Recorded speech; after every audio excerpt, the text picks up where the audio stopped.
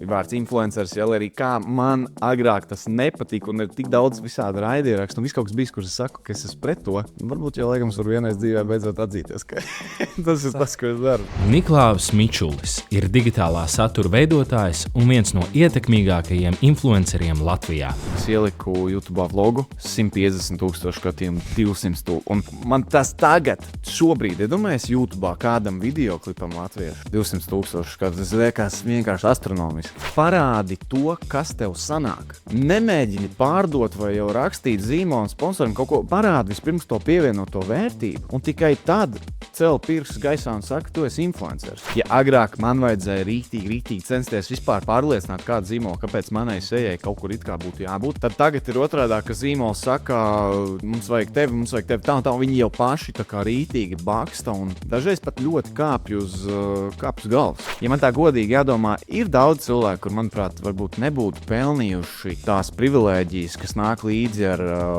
šo influencēšanu un šīm lietām. Daudz cilvēku, kad ienāca TikToks, viņiem nepatika. Man arī čomi tā skaitā, kuri paši veidoja saturu, viņi teica, es TikToks kā netaisīšu. Katrs cilvēks, kas saka, viņš zina visu par ieguldījumiem, nav tā, nezinu, nevajag klausīties. Diemžēl es gana laicīgi nezināju par jūsu programmu. Es būtu noteikti to labāk iegādājies, noteikti to labāk darījis, ja es būtu bišķiņ gudrāks un varbūt netik mantkārīgs. Es dažreiz domāju, vai to ieguvumu dēļ ir bijis vērts man tik šausmīgi sevi dedzināt. Analizējot podkāsta pirmās sezonas datus, es nevarēju beigt brīnīties, ka vidēji mēnesī šo skatās ap 60,000 cilvēku, bet abonētāju jeb subscriberu skaits ir kaut kāds 5-6 reizes zemāks. Jo ir tā, ka es aicinu uz sarunu jaunu viesi, viena no pirmajām lietām, ko viņi skatās, ir sekotāju skaits, jo sociālajā vidē tas norāda uz kvalitāti, uz uzticību. Tātad, jo vairāk cilvēki sako, jo lielāka tā saucamā kredibilitāte. Tāpēc tāds mans vienīgais lūgums no tevis, skatītāji un klausītāji, ir tiešām nospiest to subscribe pogu. Tas nav tikai manam ego, tas palīdzēs arī dabūt pēc tam jaudīgākus cilvēkus uz sarunām un attiecīgi interesantākas sarunas arī tev. Tālūk, ķeramies pie epizodes. Es domāju, ka noteikti būs cilvēki, kas šo klausās, kas jau tev sako YouTube, sako Instagramā, sako sociālos tīklos jau gadiem, un tad būs vēl cilvēki, kas skatīsies un domās, kas tas par džeku. Noteikti. Es ceru, es ļoti ceru. Noteikti, jo kā man Andris Lanka laikam minēja, viens no viesiem, ka mēs visi dzīvojam burbuļos, un ja tev savā burbulī liekas, ka jau visi šo zina, tad noteikti ir burbulis, kas par to nav neko dzirdējis. Kā tu iepazīstināt ar sevi cilvēkus, kas tev pirmo reizi redz un dzird? Tas ir labs jautājums. Tas ir īstenībā kaut kas tāds, ko es laikam pēdējos dažus gadus domāju vispārībā. Tādā vispār eksistenciālā domā, kas es esmu, izņemot tās lietas, kuras es jau esmu darījis. Mums patīk tā kā piesavināties savus laureātus, savus laurus kaut kādām lietām, ko mēs esam paveikuši. Tad principā tas, ko es daru, ir veidoju digitālajā vidē, TikToks, Instagram saturu. Man ir arī sava foršā mazā komandiņa, tādu mēs veidojam, bet principā tas ir ar savu seju. Un ļoti labprāt, kur vien es varu kaut kā ik pa laikam ielīst, man arī ļoti patīk nebūt tikai ar savu seju, bet arī domāt, man patīk kaut kādas stratēģijas plānot, kaut kādas aģentūras konsultēt. Principā itiņ jebkas, kas ir sociālajie mēdīji, sociālā vide, satura veidošana, digitālā vidē, es gribētu ticēt, ka es tur jūtos ļoti labi, bet vienmēr jau var izaugt kaut kur. Bet tā man viss arī sākās ar to pašu YouTube, ka es, man liekas, pirms kaut kādiem 8 gadiem sāku veidot saturu YouTube. TikToks vēl nebija, Instagramā vispār, es nezinu, varbūt pat rīli nemaz, man liekas, tajā laikā noteikti nebija. Un tā es sāku ar YouTube, spēlējos ar tām platformām, kur ko līku Instagramā, YouTube, dažādus vlogus, ar saviem bērnības čomiem mēs kaut ko publicējam. Principā tas viss bija tāda ļoti jautra padarīšana. Tiešām vienkārši, nezinu. Domājam aizbraukt ar džekiem, nopeldēties, labi nopeldamies. Izdomājam varbūt ielīst kādā pamestā mājā, izdaram to. Vienkārši tādas tiešām vienkārši jauniešu, nezinu, aktivitātes, blēņas laikam patika mums darīt. Bet man vienmēr bija tā esence, ka man ļoti patika ne tikai izdarīt kaut ko tādu hi, bet arī izzināt, kāds izskatās no otras puses, kā ir filmēt, kā ir montēt, kā tur skaņas celiņas likt. Un tā es kaut kādas arī reklāmu rullīšas veidojis un bijis priekšā kamerai, aiz kameras. Un īstenībā jau vairāk no aiz kameras pa gadiem man sanāca būt stipri vairāk priekšā kamerai. Cilvēkiem laikam tas rezonējās, varbūt iepatikās, un tā man aizgāja, laikam tas satura vilnis tāds. Tad sanāk tādā tautā tevi sauktu par influenceru. Tas būtu tas. Jā, to var tā nodefinēt. Un cik es dzirdēju, visi, ko tā atkal tautā sauc par influenceriem, saka, ka tas vārds tā kā nepatīk viņiem. Ko tas tev varbūt praksē nozīmē, ka influenceris, satura veidotājs, kas ir, piemēram, cilvēks no malas skatās, varbūt liekas, Džeks taisa video, tagad darīt tev nav ko, vai, kas ir tas praksē, kur tur ir tā nauda un kur tur ir tā jēga, kā cilvēks līdz tam uzaug un to pārvērš jau par biznesu? Man patika tas, kā es to iesāku, ka es īstenībā ļoti, ļoti dabīgi to sāku veidot, ka tas saturs un tā cilvēka interese nāca primāri. Un tā naudiņa tikai un visas projekta un sadarbības sāk sekot tikai gadiem vēlāk. Un tad jau attīstoties tā industrijai, to jau var saukt kā tādu darbu. Tā es varu teikt, influenceris tas ir mans darbs, pilnlaika darbs, un tā man patīk to vismaz arī dēvēt. Man nepatika agrāk ļoti šis vārds. Es ļoti, ļoti centos izvairīties no vārda influenceris, bet es tagad sāku studēt universitātē, un tā terminoloģija jau ir, domāju, profesionālāk. Tā sanāk.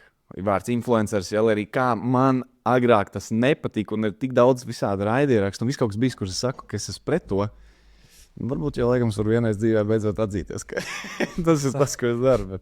Bet jā, tā satura veidošana principā ir tā, ka man patīk vienmēr izdomāt kaut kādu ideju, kaut kādu domu. Kas ir tas, kas pietrūkst vai manā dvēselē, ko es pats gribētu izdarīt un paveikt, vai kas ir tas, kas varbūt citiem cilvēkiem interesētu redzēt kaut kādas, jebkādas tēmas, jebkādas lietas. Un tad es vienkārši domāju, kā to visu nokomplektēt un ietērpt tādā skaistā dāvaniņā, varbūt piesaistīt kādu sponsoru, kādu zīmolu, protams, arī nopelnīt varbūt no tā un izlikt kaut kur ārā pasaulē. Tas, protams, iekļauj to pašu ideju rakstīšanu, atrast cilvēkus, dažreiz dīvainākos kaut kādus tērpus. Atceros, mums vienreiz bija filmēšana, kur man vajadzēja, lai viens džeks ir ietērpts krābja tērpā tādā riktīgā. Es tur uztaisīju kaut kādu mūzikas klipu, tad kaut kādu komēdijas skeču un to visu tādā vienkārši kaut kādā krāsainā rumbulī vienkārši vienā ietin. Jā, tas ir laikam vienkāršākais, tāds prastākais, kā to nodefinēt.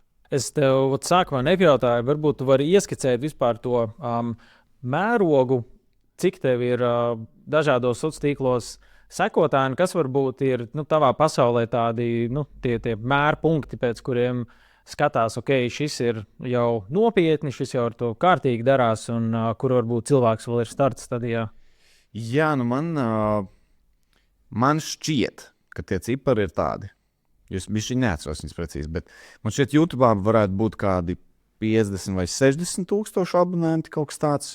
Instagramā virs 80 tūkstošiem. TikTokā kaut kas ap 40 tūkstošiem. Es īstenībā tagad to saucot, liekas daudz, kur tie visi cilvēki, kur viņi ir, kur viņi visi ir, kur viņi gan jau skatās tavs podcasts. Jā, arī fakts. Tā apmēram. Man tas šķiet vēl joprojām līdz šai dienai daudz, ka vienkārši laika gaitā tiešām cilvēki ir gājuši un nevis tikai vienā, nevis otrā, bet tajā platformā vienkārši cilvēks ir. Kas ir tas, kas tev klikšķina? Man šis patīk, es piespiedīšu sakot. Man liekas, tas ir daudz, vēl priekš Latvijas konteksts ir ļoti daudz. Noteikti. Agrāk tas bija vēl jau vairāk likās. Tagad ir tā sajūta, ka tas influencer tirgus un ka tas cilvēks, kā es personīgais zīmols, ir ļoti piesātinātāks kļuvis. Tas ir jau pa pēdējiem gadiem? Es gribētu ticēt pa pēdējiem kādiem 3-4 gadiem. Influencer tirgus Latvijā ļoti, ļoti, ļoti piesātinātāks kļūs. Un ko tas praksē nozīmē, ka ir grūtāk pie dīliem tikt vai grūtāk tikt, piemēram, pie viegliem dīliem? Kā tas izskatās?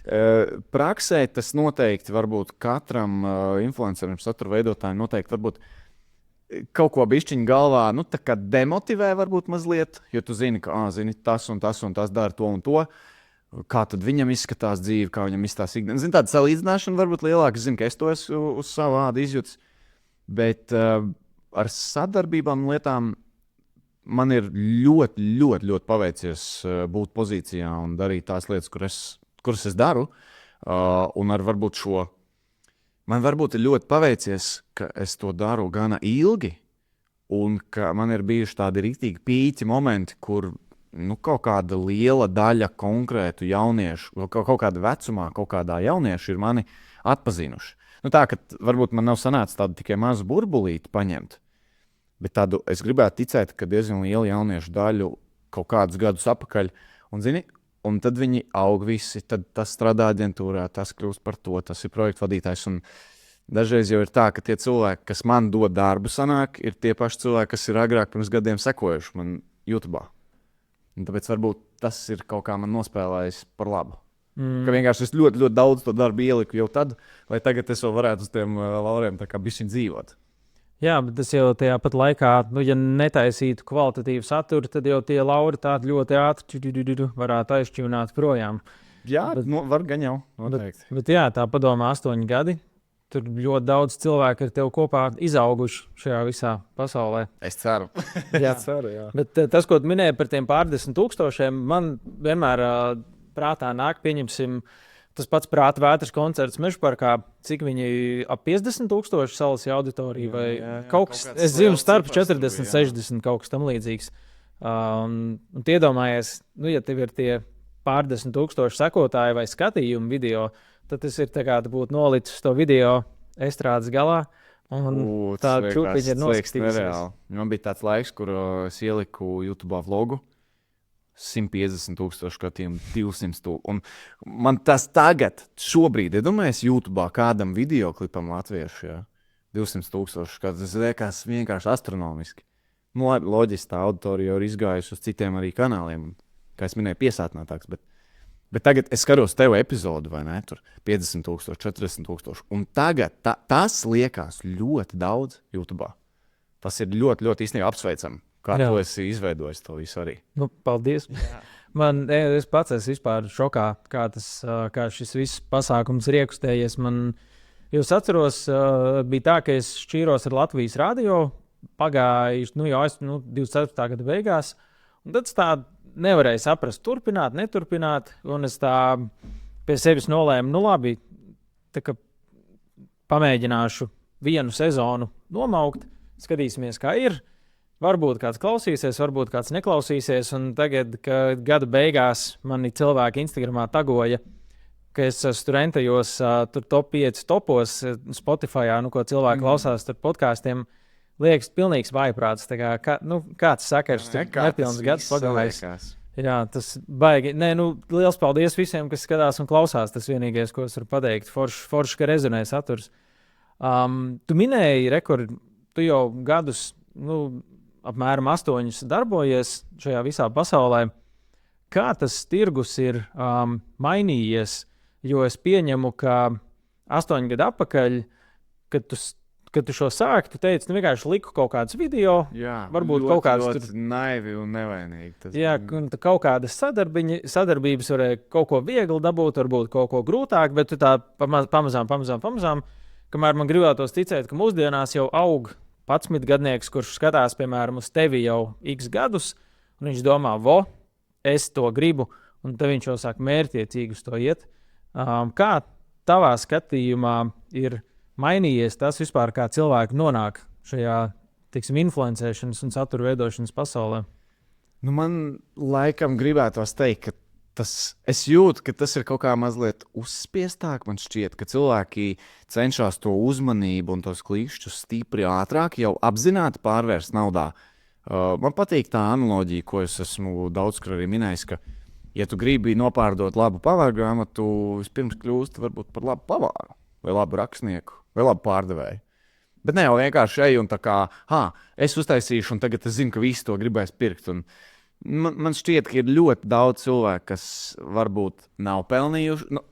Es to neesmu tā nekad nekur teicis. Un es vienmēr ļoti jauki cenšos domāt, bet, ja man tā godīgi jādomā, ir daudz cilvēku, kur, manuprāt, varbūt nebūtu pelnījuši tās privilēģijas, kas nāk līdzi ar šo influencēšanu un šīm lietām, man kaut kā nostalģiski gribētos tiem cilvēkiem pateikt, hei, kāpēc tu to dari tagad, nevis agrāk?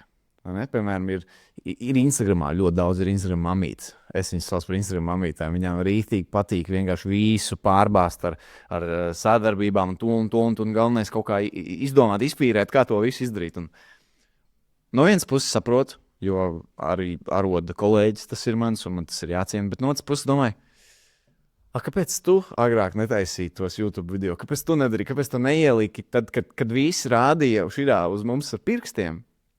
Tagad pēkšņi visi tiek slavēti. Zini, tāda melanholiska sajūta uzreiz par to. Nu, kādam tam, kāds saucās, pirmajam mohikānam jābūt uz to ceļu izlaušu. Es nesaku, ka es tas biju noteikti, jo pirms manis jau vēl kaut kas tur YouTube arī taisīja, ko es pats skatījos. Bet jā, kaut kas šķiet, tas ir bišķiņu uzspīlētāk kļuvis. Bet tirgus ziņā, tādā nopelnīšanas ziņā, man šķiet, ka tas ir tikai vienīgi zurā gājis. Un noteikti, ja mums būtu kaut kāds tāds statistikas šobrīd pieejams, kur, nezinu, Latvijā influenceru tirgus jau tagad ir tādā un tādā vērtībā, nu noteikti tur būtu jābūt kaut kam 3-kāršot, 5-kāršot, nu tur noteikti jābūt kaut kādām atskaites punktām, cik ļoti tas ir izaudzis. Tā kā, ja liekas, ka tur ir grūtāk varbūt konkurence, man liekas, tas ir tikai par to darbu kvalitāti, ko tu izdari. Salīdzinoši ir bijis tā, ka varbūt gadus 5, 6, 7 atpakaļ tev bija zīmols jāpārliecina, ka ir vērts ar influenceru sadarboties, kamēr šobrīd jau ir tāds, makes sense, ka no šīm sadarbībām nāks kaut kas atpakaļ. Jā, ir 180 grādus otrādāk tas noticis, jo, ja agrāk man vajadzēja rītīgi censties vispār pārliecināt kādu zīmolu, kāpēc manai sejai kaut kur it kā būtu jābūt, vai kāpēc man ir pievienotā vērtība, tad tagad ir otrādāk, ka zīmols saka, mums vajag tevi, tā un tā, un viņi jau paši tā kā rītīgi baksta, un dažreiz pat ļoti kāpj uz galvas īstenībā pat satura veidotājiem.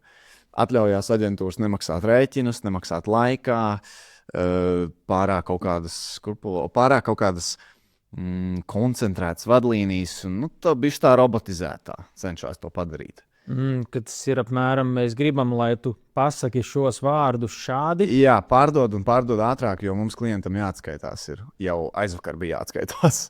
Tā apmēram. Okay. Ja agrāk tas bija tā ļoti, ļoti maigāk un jaukāk, tad tagad, man liekas, ir otrādāk. Bet ir arī zelta maliņas tajā visā. Ko tu teiktu, kas ir tādas soli pa solim varbūt stratēģija, lai cilvēks nonāktu šajā punktā, ka viņš varētu sākt tagad influencēt un padarīt šo par savu darbu?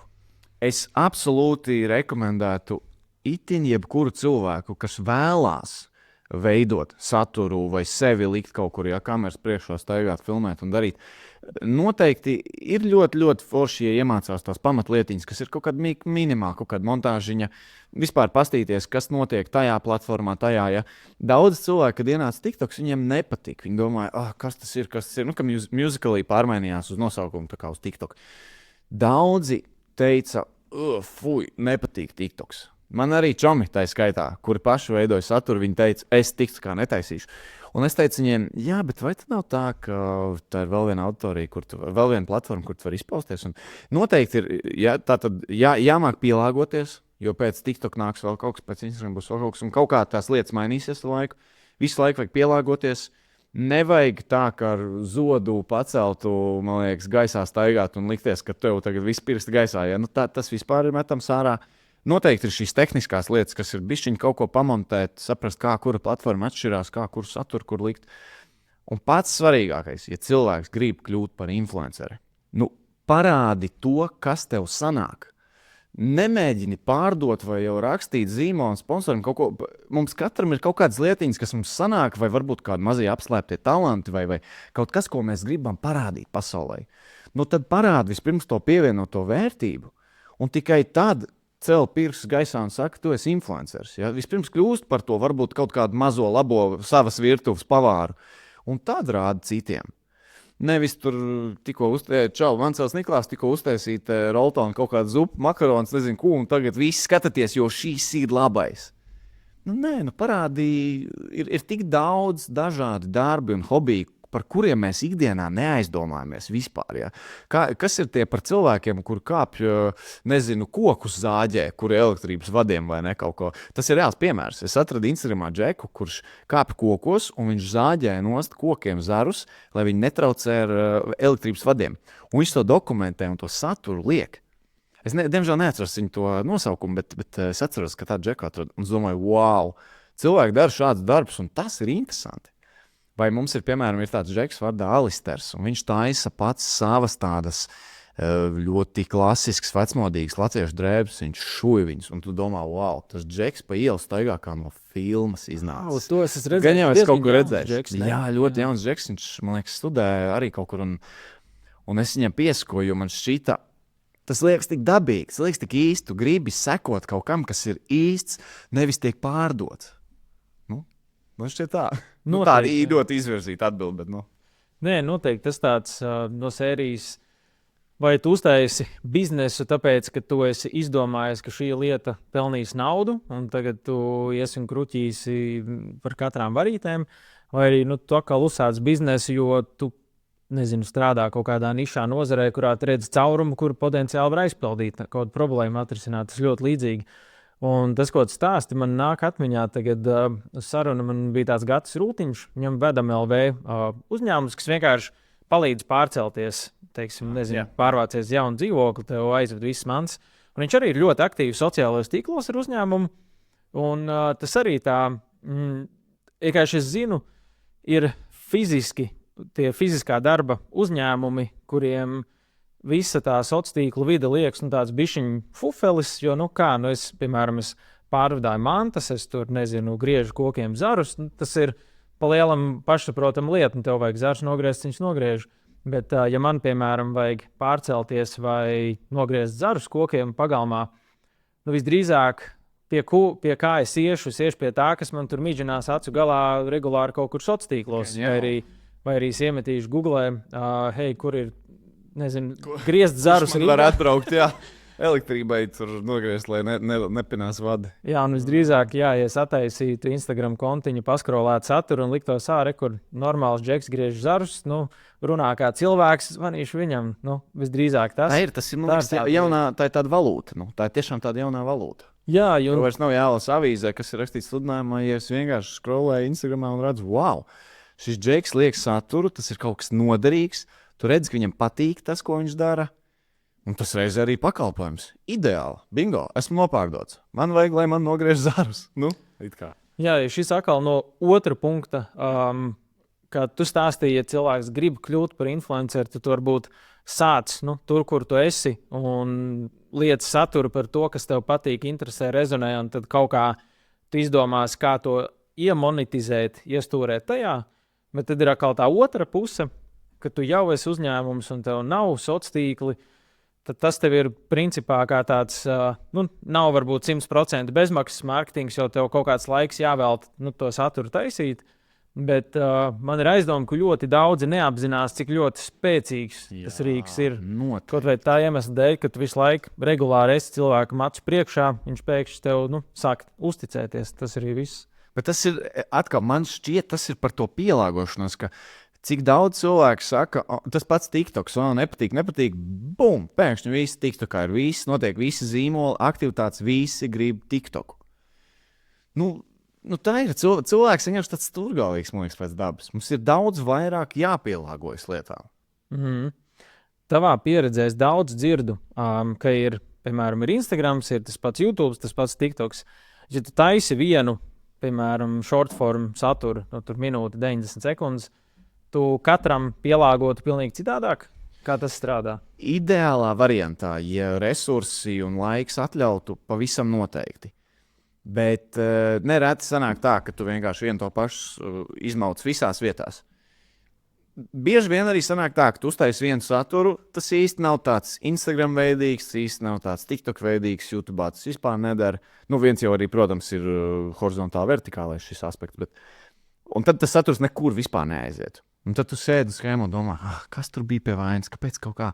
Bet tad, kad es vienkārši pamanu, jo vairāk tu saturu pielāgo katrai platformai mazliet citādāk, jo vienkāršāk ir paskaidrot, kāpēc tas aiziet un izdodas katrā no šīm platformām. Kā tu taisītu tādu checklistu, kas ir Instagramā, kas ir TikTokā, kas ir, piemēram, YouTube? TikTokā man gribētos ticēt, ka TikToks vēl joprojām ir tikpat laba vieta, kā Instagrams bija pirms gadiem 5, 6, kur tu vari, TikTokā tu gribi dabīgi sekot kaut kam līdzi. Vismaz man tā šķiet. Instagram, kad es aizdomājos, es jau zinu, cik daudz tur būs uzspiests, komercializēts, cik daudz saturs tur jau tiek tā veidots primāri, kas man šķiet vēl joprojām TikTokā nāk tikai sekundāri komerciālā ziņā. Nu, tad, attiecīgi, ja es būtu, piemēram, nezinu, man būtu savs zīmols, savs uzņēmums, kas domātu, kādā veidā pēc iespējas lētāk mārketinga izmaksas, lai kaut kā savu produktu parādītu, es noteikti vairs nesāktu, ja agrāk tas bija YouTube, nesāktu ar YouTube, es noteikti vairs nesāktu ar Instagram, kas arī bija vēl salīdzinoši nesen. Es sāktu likt TikTokā saturu. Teiktu, nezinu, lai filmētu ar tiem pašiem darbiniekiem, ar tādām lietām parādīt, par ko mūsu uzņēmums ir, liktu to saturu primāri TikTokā, reāli. Vienalga, kas ir pārdod privātās lidmašīnas vai tu, nezinu, roc grāvis. Nu. Vienkārši TikTokā likt to. Un tad skatītos, kas no tā sanāk, un tikai sekundāri atzerotos Instagram, pēc tam varbūt kaut kādu lielākus jau projektus taisīt horizontāli YouTube. Un tā apmēram. Ar YouTube shortiem tu arī strādā?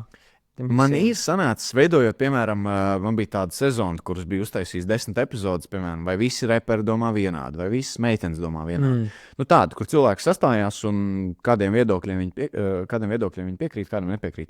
Un no tā visa sanāca ļoti daudz arī atzarojumu. Instagramā, TikTokā, YouTube Shorts.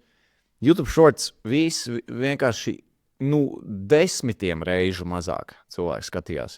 Kamēr Instagramā tur sanāca vienam klipam 150,000, 200,000 skatījumu, YouTube varbūt bija kāds 1000, 5, 2. Jā. Tā kā, bet es zinu, ka jaunā paudze, ļoti, ļoti jauni cilvēki ļoti skatās tos YouTube Shorts. Es pat īstenībā dažreiz skatos YouTube Shorts. Dažreiz pat nezinu, ko vairāk skatos Instagramā, Reels, TikTokus vai YouTube Shorts. Tā kā, tas man šķiet vēl ir eksperiments. Kā es konsultēju vienu zīmolu, un viņiem, tas bija viena no mūsu Latvijas pārtikas ķēdēm, un es viņiem biju tā kā konsultāciju, viņi prasīja no manas konsultācijas, uztaisīja tādu mazo case study, salīdzināja arī citus pārtikas šos zīmolus Latvijā, un viņi jautāja par YouTube Shorts, vai vajag veidot. Un es teicu, nevis jautājums ir, vai vajag, bet jautājums ir, kāpēc jūs vēl to nedarat? Ja šis zīmols to jau dara, ja šis zīmols to jums jau dara, dariet to, lieciet. Ja jums jau ir izveidots saturs, ko jūs liekat kaut kādās platformās, kas tur 1, 2 pogas ielikt to citur? Tu nekad nevar dzīvē zināt, kur būs tavs lauciņš, kur būs tava auditorija, kur būs tavs klients. Jā, ok. Tad es vienkārši klausos ar interesi, jo es arī cenšos būt maksimāli visur, izņemot Twitterī vai Xā, tur baigā tur ir viedokļi, tā viedokļa eksperti. Tur. Jā, visi ir eksperti un visi ir zinātnieki. Un, tas cita tēma, bet man ir interesanti, es ar podkāstiem, es taisu tā kā arī īsos izgriezumus, kas ir daži klipiņi no sarunām. Vienu un to pašu lieku visur, pilnīgi katrā platformā aiziet kaut kas cits.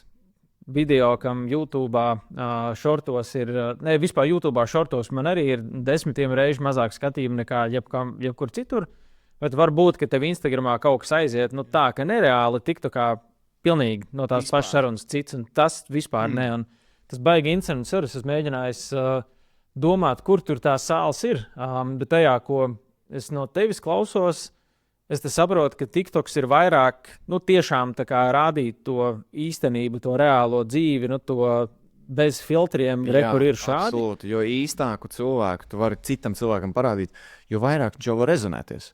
Kāpēc tavuprāt tik labi aizgāja tā epizode Mārtiņš Irmo?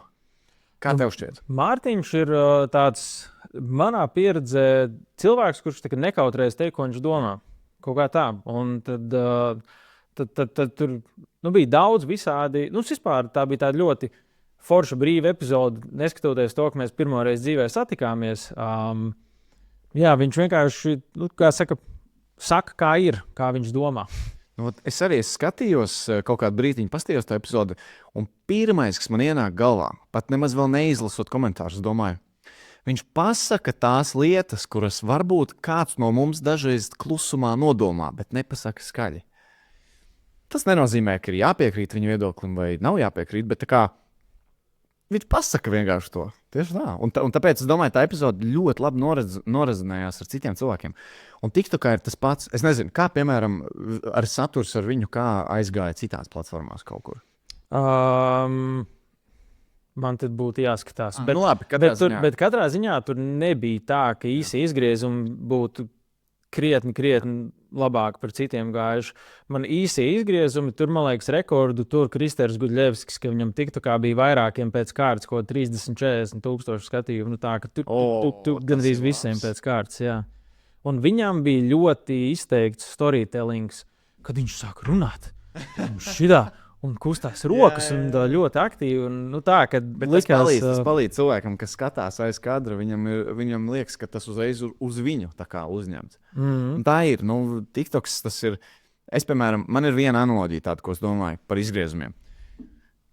Jo intensīvāku un padziļinātu, jo interesantāku tu vienkārši vari to izgriezumu parādīt pasaulē, jo ātrāk tas nonāks pēc tiem skatījumiem. Jo tā tiešām ir. Liekas, tik šausmīgi maz tās pirmās dažas sekundītes. Nevar būt, ka cilvēkam tik īsts tas šķirstīšanas, tas uzmanības kaut kāds temps, bet tā ir tiešām. Es to arī pārliecinājos ar tām savajām epizodēm YouTube, kad es veidoju un pēc tam liku tos izgriezumus. Tiklīdz es ieliku kādu, tiklīdz tev ir tā sajūta, jo intuīcijai ir rītīgi liels spēks, manā skatījumā. Tiklīdz tu ieliec kādu viedokli, pirmās sekundes, kaut kādu interesantu, vai tas cilvēks izskatās interesanti, vai ir kaut kāda interesanta grimas. Tas visas lietas ļoti, ļoti būtisks. Uzreiz vienkārši aiziet. Tiklīdz tu ieliec kaut kādu tādu vispārīgāku viedokli, kaut ko vispārīgāku tādu, kāpēc, lai kādam ir kāds rūpētu. Tā kā laikam jau pret izgriezumiem un īso saturu, gribot, negribot, ir ārkārtīgi kritiski jāskatās. Ļoti, ļoti. Kā tu definētu interesants hooks? Es saprotu, runā tieši par pirmajām sekundēm. Man tas ir kaut kas tāds, ko tu vienkārši tu tā kā ar gadiem tu jūti, ka tu esi to īso saturu, garo saturu, ka tu vienkārši esi veidojis, patērējis, rakstījis, montējis un darījis jebko ar saturu jau ilgus gadus. Tad tu vienkārši tā kā mazliet kaut kā izproti, kas ir tas, kas cilvēkam.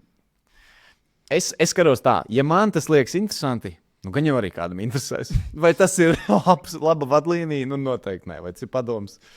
Grūti spriest. Bet tā ir tā lieta. Es ar vienu draugu kaut kādus gadus atpakaļ mēs sastrādājāmies tur pie pāris projektiem, un viņš jau gadiem tieši mārketingā, ar affiliate mārketingu darbojās. Un arī bija tā, ka es sataisu čupu ar bildēm, ko potenciāli varētu likt kā reklāmas. Un viņam jau bija tāds, no šitām neviena neies. Vai arī citreiz man liekas, ka es gandrīz tādu pašu bildu uztaisu, un, jā, šitā būs. Un es domāju, viņš ir jāds. Pēc kā, tur ir interesanti, jo ir ļoti jāskatās specifiski, kā cilvēks to var noteikt. Bet nav arī tā, ka, ja cilvēks saka, es zinu visu par sociāliem tīkliem, es zinu, kas aizies, tādos cilvēkos, man liekas, nevajag klausīties. Jo neviens jau īsti nezina. Nav tā, ka tu viens personīgi vari nokontrolēt tos visus algoritmus un viss, kas strādātu.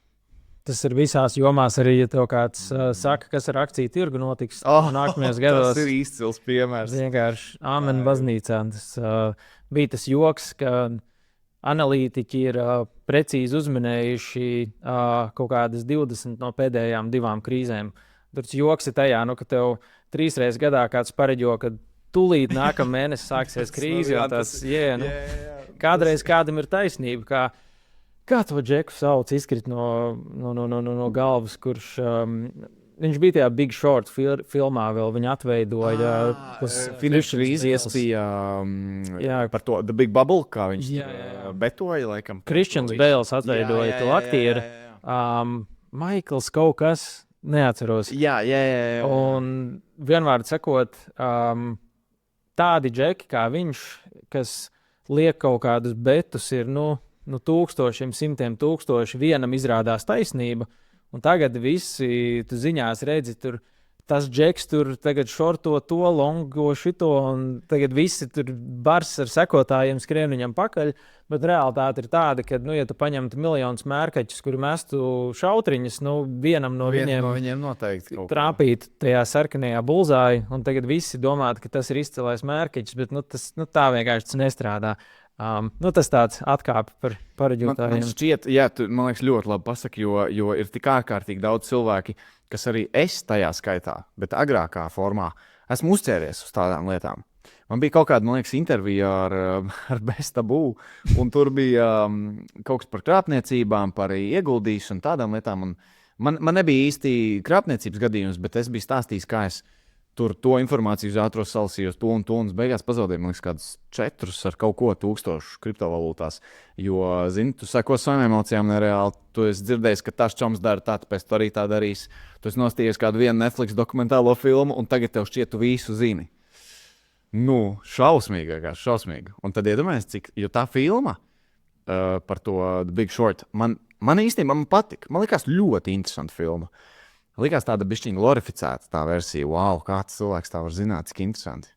Bet, kad tu tā pēc filmas noskaties, ar jau veselo saprātu, ar jau varbūt kaut kādu šo pieredzi, kur es esmu jau kaut kādu naudiņu zaudējis, varbūt šādās ieguldījumos un lietās, tu tā kā domā, bet tiešām tā ir pareizi, kā tu saki par tiem mērķiem. Protams, tā ir mikroskopiska iespēja, un tā ir vienkārši, tas ir viens no šausmīgiem veiksmes stāstiem pa vidu miljoniem cilvēku neveiksmes stāstiem, kur cilvēks zaudē naudu. Noteikti. Filma ir laba, bet lai viņi paliek filmā. Lai paliek filmā. Bet tas, ko tu minēji par to salasīšanos, tas ir tik ļoti interesanti. Tas ir tik ļoti atkarīgs no tā, kādā burbulī tu dzīvo, jo es to esmu tik daudz reizes redzējis, kur ir cilvēks, kurš, piemēram, strādā nozarē, kas vispār nav saistīta ne ar finansēm, ne investīcijām, ne ekonomiku, un viņam visi draugi, radi, pilnīgi neviens nav tajā iekšā. Un viņš varbūt ir pirmais burbulī, kurš sāk par to investēšanu kaut ko vispār interesēties. Un parasti cilvēki skatās kaut kādas video, kaut kādas palasa varbūt grāmatas, un bieži aiziet tādā nedaudz kreizītā un virzienā, kur sāc interesēties, piemēram, ko dara centrālā banka. Pēkšņi tu uzzini, wow, centrālā banka manipulē ar ekonomiku. Viņi var kontrolēt naudas daudzumu ekonomikā, un no tā attiecīgi viņi var vai nu stimulēt, vai bišķi piebremzēt ekonomiku. Tad tu palasi, kur centrālā banka nopublicēs šādu monetāro politiku nākamajiem gadiem.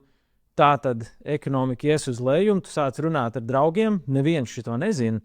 Un tagad tu baigi domā, vai es esmu kaut ko atkodis, es tagad iešu un uz tā informācijas balstītās investēšu. Bet tas, ko tu nezini, ir, ka šādas lietas māca ekonomikas studentiem pirmajā kursā. Bet tu esi tajā burbulī, kur tev liekas, ka tu esi vienīgais, kas to zina. Un tā ir tā baigi bīstamā vieta, kur cilvēkam ir jāspēj to savu ego nomest zemē un saprast, kas ir tas, ko es tiešām zinu, saprotu. Un kur vienkārši es esmu tajā burbulī, kur man liekas, ka es esmu baigi gudrais, bet neviens cits neko nezina. Un tu uzreiz domā, tas ir lielais Wall Street vilks. Wall Street vilks lielais, un tad viss stulbāk jau ir, ja pārliecināts kādus draugus.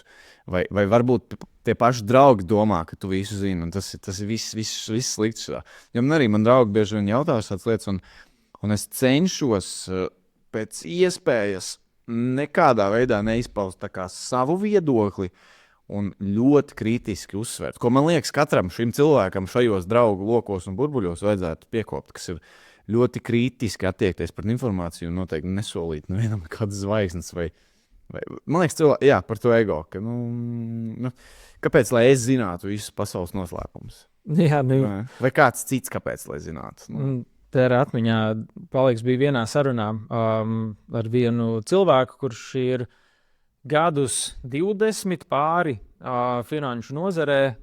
Tiešām ļoti, ļoti jaudīgs, spēcīgs, vairākus uzņēmumus par to tēmu veidojis, tur investīcijas citiem pārvaldījis. Tad viņš atstāstīja, ka tagad bija atkal mītiņš ar citiem svarīgiem biznesa cilvēkiem, sauksim tā, un te visi viņi sākuši prašņāt, kas te notiks tagad ar Ameriku, kas notiks ar dolāru. Viņam liekas tāds, how the fuck should I know? tas, ka es to 20 gadus daru, nenozīmē, ka var pareģot nākotni. Tas ir tas cilvēks īstenībā patiesais, man liekas, intelekts, ka jo vairāk tu apzinājies, ka tu īstenībā nemaz ka tu zini varbūt daudz, bet tu nemaz nezini visu, vai tu nevari ietekmēt visu. Man liekas, tā ir tā atslēga uz cilvēku to nevar būt gudrumu, bet viedumu tādu. Jā. Atgriežoties pie sadarbībām un influencēšanas, kā realitātē izskatās sadarbības? To es domāju, piemēram, ja ir cilvēks, kas gribētu kļūt par influenceru un varbūt ir kāds uzņēmums, kurš nav nekad sastrādājies ar influenceriem, kas ir tāds expectations versus reality, kas no tevis tiek prasīts, ko tu piedāvā un kā kaut kā samanedžēt tās expectācijas, lai klientam neliekas, ka tu atnesīsi kosmosu, bet tu atnes tur tikai debesis. Tur jau uz debesīm arī varētu pat cerēt kā maksimum, kur nu vēl kosmosu, bet ja cilvēks, es pareizi sapratu, cilvēks, kas gribētu būt influenceris un zīmols, kas gribētu pamēģināt strādāt, piemēram, jā, kas ir tas, tas ir tās visgrūtākais, tas ir tāds vissvešākais kombo. Ja domāju, tas ir divas, tā kā two parties, ja divas širādas, divas puses, kas cenšas saprast, kā abas sasniegt to tās debesis vai to kosmosu. Un tas ir grūti. Ideālā variantā, ja es būtu zīmols, kas gribētu sastrādāties ar kādu influenceri, es censtos atrast kādu, kas jau tur nemaksā kosmosu, jā, bet varbūt var vismaz iedot kaut kādu šo paraugu, kaut kādu šo nodemonstrējumu, kāds varētu izskatīties, kaut vai atvēlēt mazliet kaut kādu to naudiņu vai to produktu, lai vienkārši šis zīmols saprot, kā strādā influenceru tirgus. Turpretī otrādāk, ja cilvēks grib kļūt par influenceri, tad vajadzētu uzrunāt kādas reklāma aģentūras, sabiedrisko attiecību aģentūras, kādu zīmolu TikTokā, Instagramā, kas jau ir varbūt strādājis, kas zina jau šo praksi. Jo divas pasaules, kur viens grib kļūt par influenceri, un iedomājies, viens cilvēks grib nonākt pie zīmola, lai kļūtu par influenceri, un zīmols grib nonākt pie tā otra cilvēka, lai pamēģinātu, kā tas ir. Tas izklausās pēc galvas sāpēm riktīgām abām pusēm. Bet ļoti reti, kad tā notiek. Bieži vien ir tā, ka mums Latvijā jau ir kaut kādas lielas aģentūras. Tas tirgus jau principā ir tā bišķiņi iedalīts. Ja viens influenceris ar vienu aģentūru strādā gadiem, tad visticamāk viņš arī turpinās ar gadiem, ja patīk abām pusēm. Man ir tā, ka es strādāju ar zīmolu Rimī jau kaut kādus 5, 6 gadus. Katru mēnesi, katru reizi mēs kaut ko darām, katru reizi kaut ko mēs izdomājam, kaut ko es izdomāju jaunu.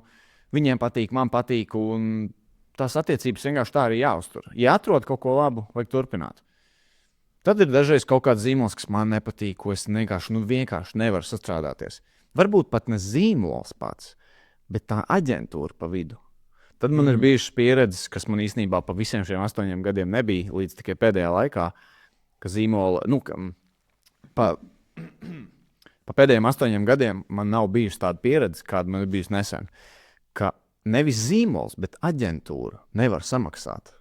Tu jau sāc domāt, tu sāc meklēt, kur bija līgums, kur kas kā bija runāts, kur ir kaut kāda pierādījuma, vai tev vajadzēs jurists, kas te notiks. Un tad tiešām es nezinu, tādas pieredzes man sanāk arī redzēt apkārt. Tur redzu Instagramā, tur redzu, un es domāju, wow, agrāk kaut kā es tā nepiefiksēju tādas lietas. Agrāk man pašam tā nebija. Okay.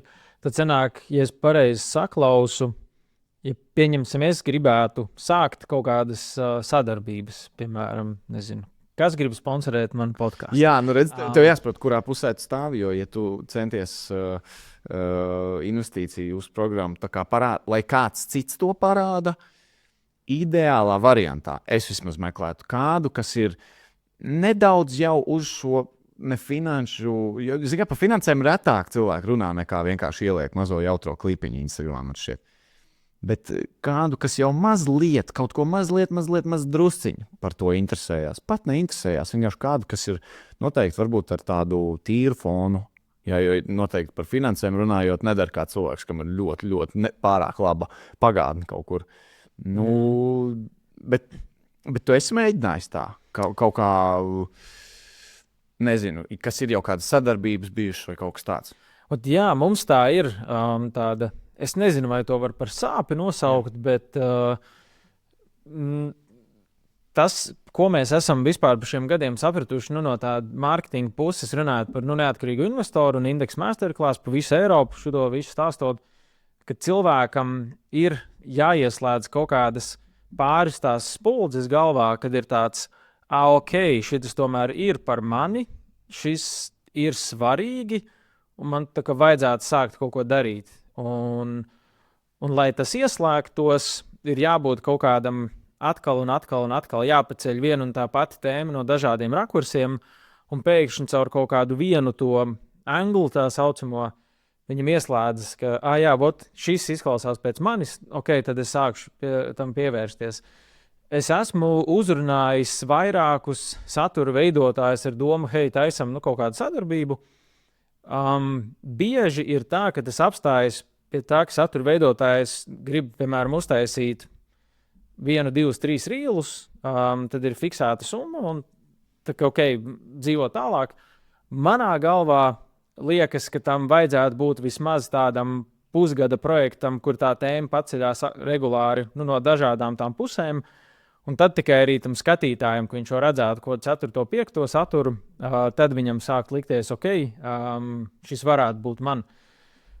Un tad vēl tam visam pa vidu ir tas, ka man liktos loģiski ielikt tur kaut kādu mainīgo komponentu iekšā, kur attiecīgi varētu samaksāt par klientu piesaisti, bet to atkal jau ir, kā saka, te nedaudz ieslēdz tas labāk zīle rokā nekā mednes kokā princips, kur es saprotu, ka satura veidotājs ir ielicis to lielo darbu, uztaisīt to video, bet var gadīties, ka man no tā neatnāk pilnīgi nekas, un tad tur jāsaprot, kā tās divas puses var satikties, bet tur man ir sajūta, ka vairāk cilvēkus noslauc visi lielie zīmoli, kā kolas un šokolādes un kas vēl, jo tur ir bišķi vieglāk, tu parādi.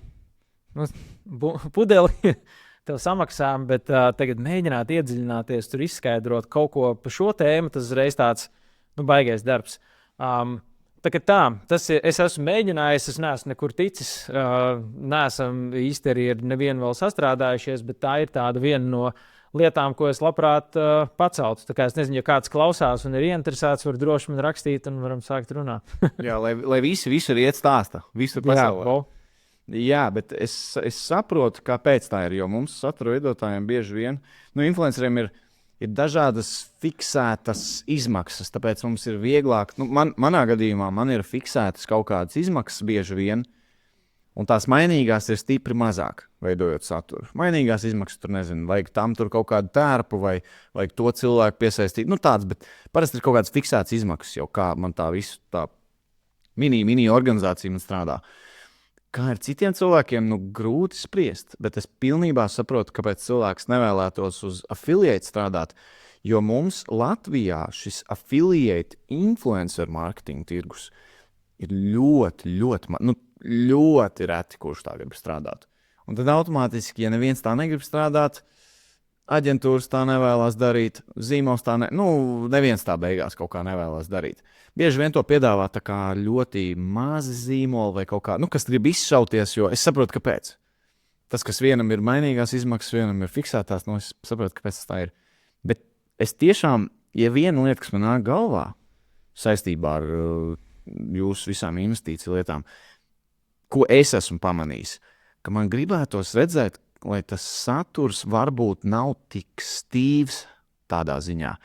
Es saprotu, ka tēma par finansēm un ieguldījumiem ir ļoti nopietniem cilvēkiem un viss, bet es domāju, tad no otras puses, es pavisam neesmu nopietns cilvēks, man nav nekāda finansiāla ne izglītība, ne kaut kāda fona baigā dzīvē, pats esmu kaut ko taustījies, bet kaut kādā veidā draugi bieži vien man jautā to padomu, ko es arī nevaru tā kā sniegt, jo es vēlos palikt neitrāls savu viedokli.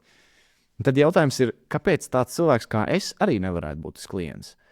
Jo, kad es skatos, piemēram, kādreiz man ir rādījušās jūsu reklāmas, tu saki, ja tas ir pārāk godīgi, vai es negribu neko slīd, vienkārši man šķiet tas ir vērtīgs viedoklis. Man tas bezmaksas ko es reklāmas konsultācija. Nē, vienkārši tas, ko es pamanīju, arī, kad izlec paid ads, kas ir YouTube man rādījušies rīktīgi ilgu laiku kaut kad arī. Tagad ne, bet kaut kad agrāk. Un man dažreiz šķiet, es zinu, es apjaušu, es varbūt mēģināju to jūsu programmu, bet es apjaušu, cik tā ir vērtīga un cik interesanta. Un, ja ir cilvēki, kas to parakstās, tad tur noteikti ir vērtība jūsu visā programmā.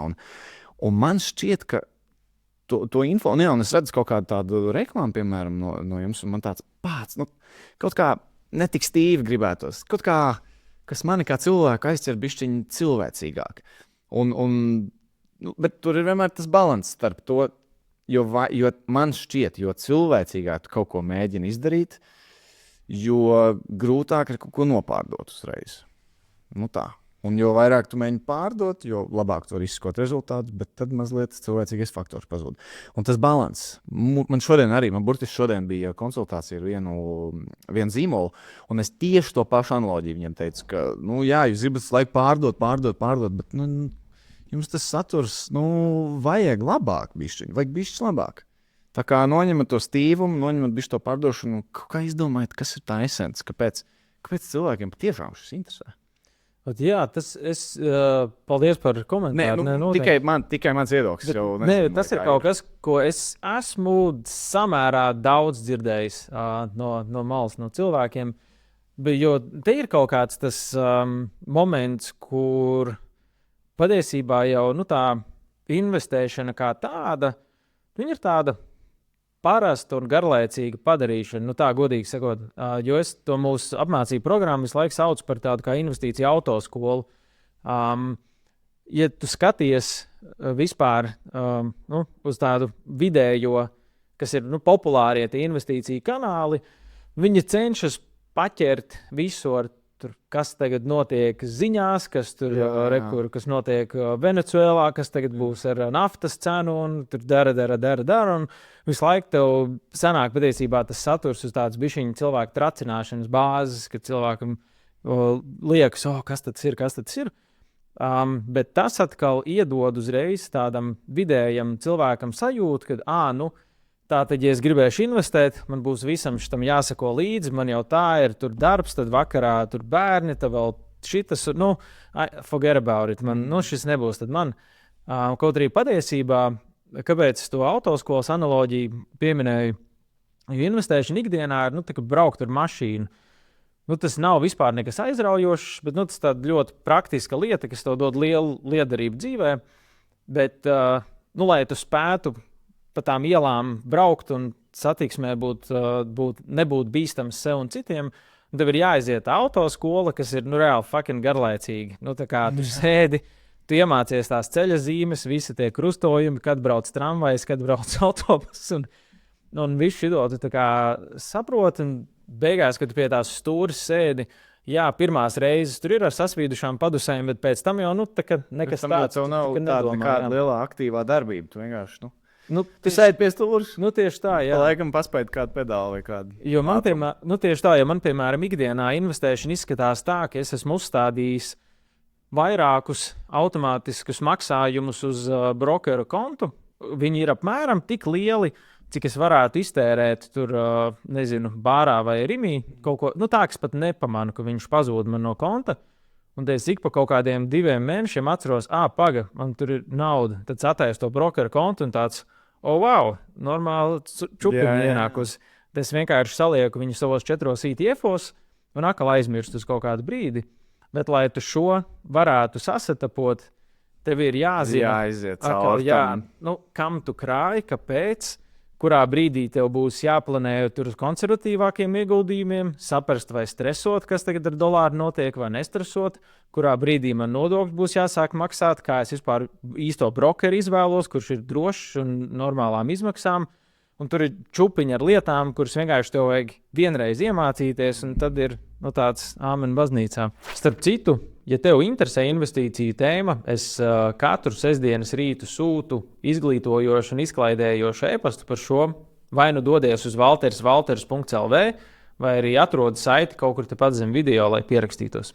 Es šķiet, ka ieguldīšana, vismaz kā es agrāk domāju, un kā es tagad domāju, ir tā, ka agrāk man šķita, Wolf of Wall Street. Tu skrien, un tā ir tiešām tāda aktīva darbība, ka tu kaut ko nezini, ko tur ieguldi dari, tur pēti kaut ko. Bet īstenībā jau tu ļoti pareizi, man liekas, saki, jo arī, kā tu tikko minēji, kā es arī tā kā tagad domāju nekā agrāk, ka tas ir vairāk varbūt par to viedo uzzināšanu, par to, varbūt pat vairāk par to autoskolas teoriju, nekā tik ļoti par to braukšanu, tur čakarēšanos ar mentālo kārbu, zini, tā kā, jo es sapratu, ka vienā brīdī, kad es vairāk vēlējos uzzināt lietas un sāku uzzināt, tad mazāk man arī palika tas stresiņš, man mazāk palika šī mainīšanās, tas brokers, tas tur man mazāk palika tas, jo vienkārši, jo vairāk ir te, jo mazāk tev vajag širā darīt. Un tad, man liekas, tu ļoti, ļoti labi par to autoskolu tādu, laba analoģija tāda. Nu, precīzi tā arī. Paņemšu līdzi sev. Jā, nu, you're welcome. Jā, paldies. Jā, jo te ir arī bišķiņi.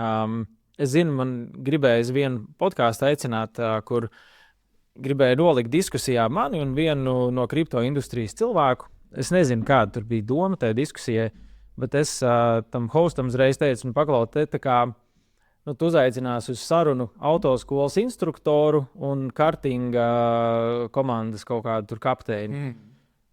Tā kā, katrs runās par kaut ko savu. Tas te nav tāds vainu. Tas tāpat, ka tu skrējēji un bodybuilderu uzaicinās. Vienam ir taisnība, nē, tas ir, ko tu gribi darīt. Skriet vai tu gribi cilāt svarus. Cilvēki tik viedokļi.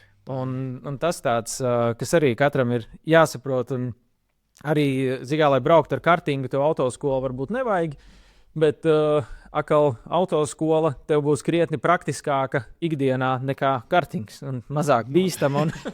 Un te arī ir tās analoģijas baigi daudz, par kurām ja ar kartingu par īstentu daudz gribēs pabraukt, ļoti ātri aplausīsies. Varbūt tā ir kāda metafora ieguldījuma pasaulē, lai ar kartingu negāzētu cauri, bet aiziet uz to autoskolu. Jā, precīzi. Kā es esmu tevi arī redzējis, man liekas, Latvijas Bankas organizētā podkāstā par naudu. Gan jau ir kaut kāds iemesls, kāpēc tevi uzaicināja. Varbūt tu vari padalīties, kādas tev vispār ir attiecības ar investēšanu, kā tu investē. Man ir īstenībā tā, ka es kaut kādu ilgu laiku jau vēlos šajā tēmā ielikt, bet ne profesionālā ziņā. Jo es apzinos, man nav ne izglītība, ne tas man ir diezgan daudz, kur es nevaru teikt. Es visu zinu, vai ne? Bet katrā ziņā es esmu ļoti, ļoti zinātnākārs par šo tēmu. Man šķiet ļoti interesanti. Man gribās dalīties vienmēr ar savu pieredzi. Jo, ja man draugi vienmēr jautā kaut ko kā, un tā kā likās, kā netipiski, kā šitais džeks, kurš tāds sociālos tīklos liek to un sāk tur ar visādām blēņām, ar čomiem. Kāpēc viņš pēkšņi ir kaut kādā investīcijā, kaut kur un runā. Un jo vairāk to sapratu, jo vairāk arī piekritu kaut kā dažādām lietām. Un arī toreiz, kad tu uz radio arī man uzaicināji, un vienu brīdi vienkārši tad sāk saukt tad uz kaut kādu vēl vienas bankas, tur ir kaut kāda pasākuma. Es domāju, interesanti, kādā veidā tas notiek. Tas ir atkal tas viss aplis, kas man ir agrāk bijis, bet no jauna sākās. Jā, bet katrā ziņā tur tas ir vairāk par tādām, es vairāk runāju par tādām generic, tādām vispārīgām tādām tēmām. Man vairāk laikam patīk dalīties ar pieredzēm, kādas man ir bijušas ļoti skābas, vai kā es esmu izvēlējies agrāk tos savus ieguldījumus ļoti impulsīvi un emocionāli un tā tālāk. Piemēram, agrāk es sāku domāt tā, kas ir tas, ko es izmantoju ikdienā? Kas ir tie zīmoli? Tur Apple, tad tur tas. Man patīk, kā izskatās Tesla.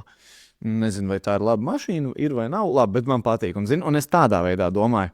Un tad vienā brīdī es aplauzos ļoti, ļoti smagi, jo es sapratu, ka kā es varu vispār zināt, vai tas Tesla būs vēl rītdien, ja tur pēc tās būs cits zīmols, vai ne? Vai tas, kas agrāk bija tur, nezinu, BMI vai kaut kāds Dell, vai ne, tagad ir kaut kas cits vietā. Un tad es vienā brīdī sapratu, tas nav labs domgājiens. Tad es aizgāju uz indeksu fondiem, jo tā ir vienkārši daudz mazāk stresa manā dzīvē. Pirms indeksu fondiem, pirms individuālām akcijām, es vēl ņēmos ar kaut kādām kripto lietām, jo man likās, es tā visu zinu. Es redzēju, tas džeks internetā pateica to, es arī tā varu darīt. kaut kādiem kripto projektiem pieteicos tur un tur un tur. Tad es ieguldīju kaut kādā kripto projektā tos 4 ar kaut ko 1000. Nezinu, kas šodien būtu bijis. Varbūt šodien būtu miljonārs, ja es nebūtu pārdevis. Varbūt es būtu, es nezinu, vispār vēl trakāk sazinu, kas būtu noticis. Bet es tajā brīdī biju daudz ieguldījies, individuālā pārāk riskantā vienā lietā. Sapratu, ka tas nav mans ceļš uz miljoniem, teiksim tā, vai mans ceļš uz mierīgāku dzīvi, tas noteikti nav. Un es, man liekas, sabijos rīktīgi un es to ieguldījumu pārdevu. Es pārdevu, kodam, nezinu, kāpējām vienkārši. Principā 4000 nost no mana konta. Tad pēc laika, pēc pāris mēnešiem, es redzu, tas kripto, tas coins vienkārši. Es domāju, ak, Dievs, es te varētu vilseli nopirkt vienkārši. Ja domājies, un tādām lietām es gāju cauri. Un tādā atkal ir tas FOMO, ka tev bail, ka tev liekas, ka tev vajadzēja to darīt. Un tad kaut kā to izlasot, to uzzinot, to. Diemžēl es gana laicīgi nezināju par jūsu programmu. Nē, godīgi sakot, jo es būtu noteikti to labāk iegādājies, noteikti to labāk darījis, ja es būtu bijis bišķiņ gudrāks un varbūt netik mantkārīgs. Zini, visiem liekas ieguldījums tā, tad tu būsi tad bagāts. Tāds nav. Tā man tā riskantā pieredze no tā. Es beigās sapratu, ka indeksa fonds ir vismazākās galvasāpes manā dzīvē, kaut kas, par ko es varu būt vislepnāks un kas ļauj man naktī gulēt. Jo svarīgākais ir, kas tev ļauj naktī gulēt, man liekas. Tā es eju un dalos pasaulē ar savu pieredzi. Nezinu. Jā, tas, kas ļauj naktī gulēt, tas ir pats svarīgākais. Tas, man liekas, no nevienas investīcijas nav jēga, ja tu stresos un visu laiku lūrēsi un beigās nevarēsi vairs darbā pastrādāt, padomāt un naktis sēdēs augšā un visu laiku refrešos. Te bija tāda ļoti forša grāmatiņa, saucās laikam Crypto Confidential, kur principā Džeks, kas izgāja cauri ļoti tādai interesantai kripto pieredzēji. Es neatceros vairs pa kādiem gadiem viņš tur runāja, bet tas tā ļoti forši parādīja to emocionālo rollercoasteri latviski runājot, kam tu ej cauri, ja tu esi tiešām riktīgi aktīvi iekšā kaut kādās ties investīcijās. Un tas var būt par kripto, tas var būt par treidošanu. Cilvēkiem, gribās aktīvi ņemties, un viņi cer, ka viņi kļūs par miljonāriem caur to. Tu vienkārši tā grāmatiņa tā forši parāda, kas iekšā darās. Kas reāli notiek? Kāds... Jā, man lasot stress vienkārši jāats tāds ieķēries grāmatā. Varbūt man gribās arī izlasīt. Viņi interesanti ir. Es nespoilošu beigas, vai viņam viss izdevās, vai viņš pilnībā izgāzās to, tā kā redzēs katrs, kas lasīs, bet viņi tādi forši. Vienkārši izklaidējoši lasām vielu. Nedaudz tehniska, bet es domāju, tīri, ja gribu tādu for fun palasīt, tad forša grāmata. Tā ir labāk no citas pieredzes mācīties nekā dažreiz savsādas. To es varu pats godīgi konkrēti pateikt. Jā, te ir arī interesanti. Ir visādi viedokļi dzirdēti, kur cilvēki saka, ka tev katram pašam vajag vispirms apdedzināties, un tad sapratīs. Es tam nepiekrītu. Tas būtu līdzīgi kā teikt, ja tu gribi būt labā formā, tev vispirms ir jākļūst resnam, un tad... Cik daudz cilvēks var sevi dedzināt? Jā, tieši tā, jo drīzāk jau arī man alpīniste Kristīna Liepiņa bija podkāstā, un viņa arī teica, ka interesanti ir cilvēki, kas grib nodarboties ar alpīnismu un nāk vispirms pie viņiem, iziet apmācības, un tad visu soli pa solim pareizi dara. Ir tādi, kuriem ir nakts vidū telts aiznestu pa gaisu vējā, un tad viņš saprats, laikam es kaut ko nesaprotu no šitā, tad ej uz apmācībām. Tie ceļi ir dažādi. Es domāju, ka nevajag obligāti katram apdedzināties, lai tu vienkārši darītu visu pareizi no sākta gala. Un es domāju arī tas, kas dalos piemēram savu pieredzi, man liekas ļoti, ļoti svarīgi to cilvēkiem, kas klausās, skatās, atgādināt, ka man pieredze jau nav pareizā pieredze. Tas nenozīmē, un vispār, vienkārši tā ir lieta, ko es sev būtu gribējis pateikt agrāk, vai lai man kāds to pasaka. Katrs cilvēks, kas saka, viņš zina visu par ieguldījumiem, nav tā, nezinu, nevajag klausīties. Tā kā es tev pilnīgi piekrītu, dažreiz tās visas apdedzināšanās nav tā vērts. Ja tu jau laicīgi vari kaut kā iemācīties, saprast labāk, uzzināt, bišķi pareizāk varbūt savai nākotnē. Parūpēties par savu nākotni jau bišķi ātrāk un pareizāk. Kā tu vispār nonāci pie investīciju tēmas, jo tā ir tāda tēma, pie kā cilvēkus vajag līdzīgi kā zobu sāpes, kamēr tev nesāp, tu negribi iet viņu raut ārā. Ir tā, ka es negribēju, es nekad dzīvē negribu nonākt līdz tam, ka man sāp tas zobs. Vispār godīgi tā, ka es nāku no tāda fona, kur man nav kaut kāds ģimenei milzīgs uzņēmums, kaut kādi ieguldījumi, īpašumi, tas. Principā es patiešām nenāku no nekā tāda fona, kur man būtu kaut kādas izredzes dzīvē rītīgi izsisties vai kļūt bagātam vai kaut kāda. Mantojums to nebūs. Jā, mantojums man cerams varbūt, bet nevar zināt. Bet, kāds parādās pēkšņi kaut kur tur. Tev Kalifornijā villa, ak nē, tikai ne to. Bet, principā man tas fons man ir tāds, ka tas vienmēr jau ir it kā uz papīra bijis pret mani. Un vienmēr kaut kā darbojoties, kaut kā filmēt tos pašus video, kaut kādus rullīšus, spēlēt kaut kādas video spēles un taisot kaut kādas kartes, tur internetā pārdodot e-komerciju, visas šīs lietas darot, es vienmēr sapratu, ka bet ir tik daudz, kas vairāk nekā ko man vecāki ir mācījuši, vai kas man nav bijis iemācīts, vai par ko cilvēku nerunā, vai ko tipiskais latvietis nekad nedarīja, vai ne? Ir tik daudz, kas vairāk. Un kāpēc citām valstīm izdodas kaut kā bišķiņ advancētāk nekā mums? Kāpēc vidējais pilsonis tajā valstī būs bišķiņ finanšu pratīgāks nekā vidējais pilsonis mūsu valstī? Un es domāju, ja kāds kaut ko zina, tad es arī gribu zināt. Un tā man tas ceļš sākās. Man liekas, vienkārši tīri tikai tāpēc, ka kā tu pirmo naudiņu saņem, un jo vairāk tu redzi, kā tu vari kaut kā daudzkāršot to naudiņu varbūt, jo vairāk saprati, ka ir tik vēl iespējas. Un tas bija ap to laiku, man liekas, ka es atceros, ka e-komercijas katrs džeks bija dropshipping guru ar kursiem, tad katrs džeks bija kripto guru ar kursiem, tad vēl tas, un beigās sapratu, man tas viss interesē. Es tagad lieku šitajā aizā iekšā un ugunī, un caur liesmām iešu. Un tā arī tas vienkārši man sanāca. Man čomi par to runāja kaut ko, es par to domāju, tā arī vienkārši nonāca līdz tām lietām. Bet es sapratu vienu lietu, kas citiem likās tikai kaut kāds trends vai tikai kaut kāds mirklis ziņās, man tas likās kā tāda fāze, kas nekad nemaz nebeidzās. Kāds ieguldījums, kurš nekad dzīvē, kurš tikai turpina augt un augt. Un tā es vienkārši paliku, kamēr citi čomi aizgāja un domāja, es tur nelasīšu Delfi, kāpēc man zināt, ka tur bitkoins uzlicis tur līdz tādai cenai. Un visi viņi aizmirs. Es vienkārši turpināju par to visu interesēties.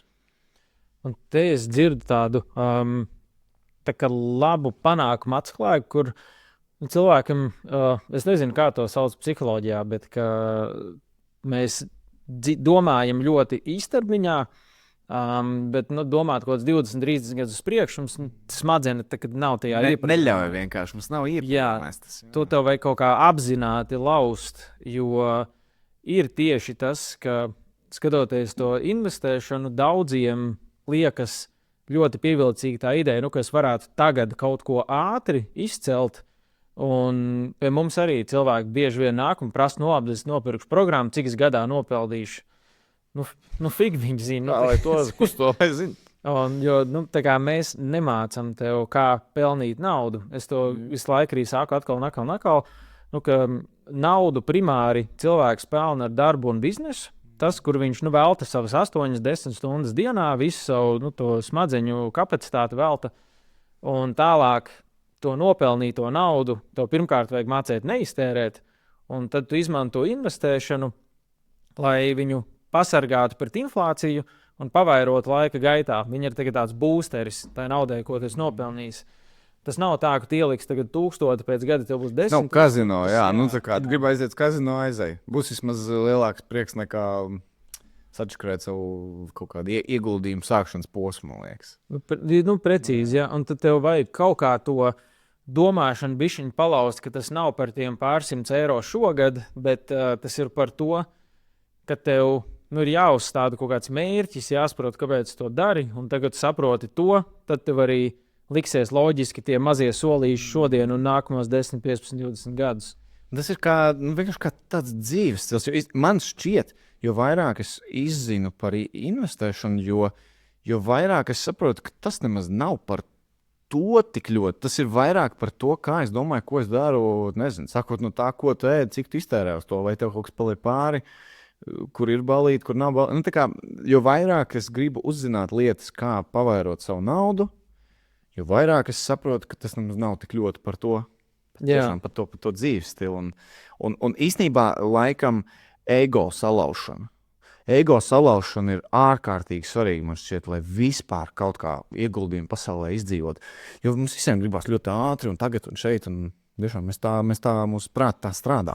Un tad, kad es atceros, jo vairāk man sāka lūst tas īstermiņa ego, jo mierīgāks es paliku un jo vairāk sapratu nevis cik es no ieguldījumiem dabūšu, bet cik forši. Es ceru, ka es nekad nepārdošu. Zini, tā kā lai tas vesela pasaulīte, kas dzīvo un kāpj. Tā ir, jā. Tāds bērniņš, ko tev gribās vienkārši sargāt. Un vienkārši...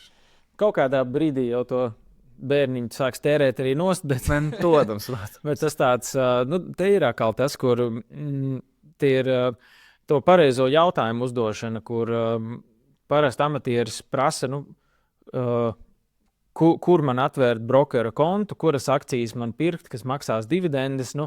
Tie nav pareizie jautājumi. Tev pirmais ir jāsāk, kāds vispār ir mans mērķis, ko es ar šo gribu sasniegt, un tad pareiķināt uz atpakaļ, kā es reāli līdz tam varu tikt.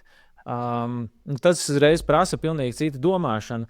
Un arī tieši kā tas runā par tām personīgajām finansēm, ka tev tā ikdiena nav par, tu visu laiku kaut ko kruķīsi un darīsi. Tas ir vienkārši par to, ka tu esi to ikdienu sakārtojis tā, ka tev par to nav jādomā. Es laikam to tā definētu, jo es ikdienā es zinu, ka daudziem liekas, ka es dzīvoju Exceļos un krāju katru... Tā varētu izskatīties. Ka es krāju katru čeku un skaitu katru centu. Sen vairs tā nav. Tas ir drīzāk tas ir vingrinājums līdzīgi kā ar kaloriju skaitīšanu, ka tu vienreiz izēji tam cauri un tu plus mīnus saproti, šis ir tik, tur ir olbaltumvielas, ogļhidrāti, tauki tādi, un tu saproti, kas ir tas plus mīnus, kam to vajadzētu sakot. Un tad ir tāds, I'm done, un es vairs neskaitu nekad dzīvē tās kalorijas, jo es plus mīnus orientējos, kāds pasākums strādā. Tu jūti vienkārši jau. Un te ir man ļoti līdzīgi, ka es esmu gājis visiem tiem čeku skaitīšanas periodiem cauri, bet tas man ir galvā ieslēdzis to, kad es esmu iemācījies kontrolēt impulsīvos tēriņus. Es esmu sapratis, kur man tērēt ir svarīgi, kur nav svarīgi. Un ikdienā, un patiesībā pat vienīgā tāda tabula, kas man ir, kuras uzskaitu iemaksas un izmaksas priekš nodokļu deklarēšanas. Viss. Redzi? Tik arī viena. Praktiski. Tā. Vēl pēdējo reizi pieķeroties bišķiņ atpakaļ pie tavas oriģinālās tēmas. Cik ļoti tu mēri vai klientam sadarbība ar tevi ir izdevusies? Es godīgi sakot to nedaru. Es to vispārībā nedaru. Un ir arī tā, ka es pat daudz vairāk labprāt gribētu dzirdēt atgrieznisko saiti no klienta vai aģentūras vai zīmola, nekā es to saņemu. Patiešām, jo man ir tā, ka es ļoti, ļoti daudz darba ieguldu, biežāk nekā retāk uz kaut kādām sadarbībām un lai uztaisītu kaut kādu interesantu vai kvalitīvu saturu. Un tad beigās tu nezini, tev sanāca, nesanāca, klientam patika. Un arī jautājums, cik daudz es to varu izmērīt, jo es nestrādāju nekad uz direct sales vai ne uz affiliate, uz tādām lietām, uz atlaižu kodiem. Tas ir man, es savai menedžerei arī saku tā, tik līdz ir atlaižu kods, mēs šito visu atlaižam. Mēs šito nedaram, tā kā es ne. Un Man vienkārši patīk vēl joprojām influencer marketingu definēt kā tādu lielu brand awareness, vismaz mūsu Latvijas kontekstā, Baltijas kontekstā. Skatoties uz amerikāņu influenceriem, tur noteikti var daudz labāk izmērīt abās pusēs to. Tur jau ir vairāk affiliate, tur ir direct selling un tā tālāk. Bet jā, es baigi nemēru to, es to arī nevarētu bieži vien nekādā veidā izmērīt. Un es pat īstenībā labprāt gribētu dzirdēt biežāk viedokli atpakaļ, ko aģentūra domāja par man paveikto darbu. Tu ikdienā, piemēram, savā draugu paziņu lokā jūti, ka cilvēki pieņem lēmumu balstoties uz kaut kādu saturu, ko tas taisīs? Vai tev izdodas noinfluencēt? Jā, dažreiz es neapjaušu. Es domāju, kas tad īsti ir tā man mērķa auditorija. Ja, piemēram, es reklamēju kaut kā saistībā ar mājas uzkopšanu, kādus putekļsūcējus, robotus, tur tādas lietas. Un tad pēkšņi es uzzinu, ka manas menedžeres mamma ir iegādājusies viskrūtāko, ko var no tās visas kolekcijas. Pat ne to produktu, ko es rādīju. Es domāju, tas bija tā kā. Tas bija tā, kā viņi to redzēja ar sociāliem tīkliem, vai viņi vienkārši zināja, ka mēs to filmējam, vai nekādā veidā. Vai es esmu nopārdevis produktu? Jā. Vai produkts ir, zināmāk, 3 vērtīgāks nekā tas, ko es reklamēju? Jā. Kādā veidā ņem un saproti. Bet tik un tā jau arī ir tā influencēšana laikam. Tagad mazliet mazāk, bet es atceros gadiem atpakaļ, kad tas tirgus arī nebija piesātināts. Es izjūtu daudz lielāku to spēku no cilvēku viedokļiem, ko viņi saka apakaļ man. Tas produkts bija tāds, tas man garšoja, tas man patika, to es nopirku, tur. Tagad kaut kā mazāk to sanāk dzirdēt. Un, jā, kāpēc to jautāju, jo es pats esmu tāds ritīgs, nezinu, kā latviski pateikt, angliski forši skan sucker for influencers. Man, tā, uz mani tas totāli strādā. Word of mouth un viss. Ja no vienas puses man tāds, no otras puses man tāds, neiekrītais lamatā. Jā, man ir tā, ka ir kaut kādi cilvēki, kas man savās nišās ir, zināmas autoritātes, un es zinu, piemēram, ja tas cilvēks iet ēst tur, viņš ir izdomājis, ka tur tas ēdiens ir labs un kvalitatīvs. Piemēram, nav man kauns teikt, Gins Valdmans, ar ko es trenējos kopā 3 gadus. Es redzu, viņš saka, ja viņš sūta burgeri, viņš uzsūta tur. Ja viņš citreiz grib steiku, viņš aiziet tur. Man uzreiz galvā ir tāds skaidrs, šī ir labākā burgeru vieta Rīgā. Viss tā kā cits nevis. Nav cita opcija. Tā kā, ja sieva pasaka, varētu burgeri, es saku tur. bet redz, kā es iedomājos un iztēlojos un ļoti pieļauju, ka tu esi gan jau arī gana gudrs tādās lietās, kā plānot, schēmot, domāt, kā tas, vai to man vajag, vai tas man noderēs vai nē. Tādā ziņā jau tas nav slikti, ja tu uz to autoritāti paļaujies. Man tāpat ir arī savos citos kodos lauciņos, kurus kaut ko vēlos iegādāties, vai arī par to pašu ēdienu, kaut kādām vietām Rīgā vai jebkur citur, vai ceļojumiem. Ja tā autoritāte tā saka, ja tas influencers, vai tas cilvēks tevi influencē un ietekmē kaut kādā veidā, kāpēc tam neļauties? Bet tikai vienīgi, ja tu pats man šķiet veids to izpēti. Jo, ja mēs tā atskatāmies, cik šausmīgi daudz cilvēku kaut ko reklamē visu laiku un imbulē kaut ko uz vietas, tas jau nenozīmē, ka viņi paši reāli izmanto to. Bet tu zini, tas cilvēks ir fitness guru, viņš zina to, viņš ēd to, un tu vēl viņu pazīsti personu. Tas ir citādāk. Jā, tas nav tā kā internetā redzēt, tas ir random profils, kaut kas ielikts, pērku. Tā ir, jo tāpat laikā es esmu arī redzējis, ka ir daudz influenceri, kas, labi, nesaukšu nevienu produktu vārdā, bet es zinu, kad parādās produkts, un pēkšņi redzu, viņš ir tam, un tam cilvēkam varbūt nav nekāda sakara ar to produktu. Tad es ļoti skeptiski skatos, bet, ja ir tiešām cilvēks, kurš kaut kādā nišā ir mana autoritāte, tad uz mani tas totāli strādā. Jā. Kas nav pat tik slikti, man liekas. Tas nav tik slikti. Jā. Galvenais jau ir arī kritiski izvērtēt to, vai galvenais to FOMO nenoķert, jeb to fear of missing out. Ka pirks laiku. Mēs tādā patērētāju, man liekas, valstībā, klimatā vienkārši dzīvojam, ka ir ļoti, ļoti viegli iztērēt, neiekrāt.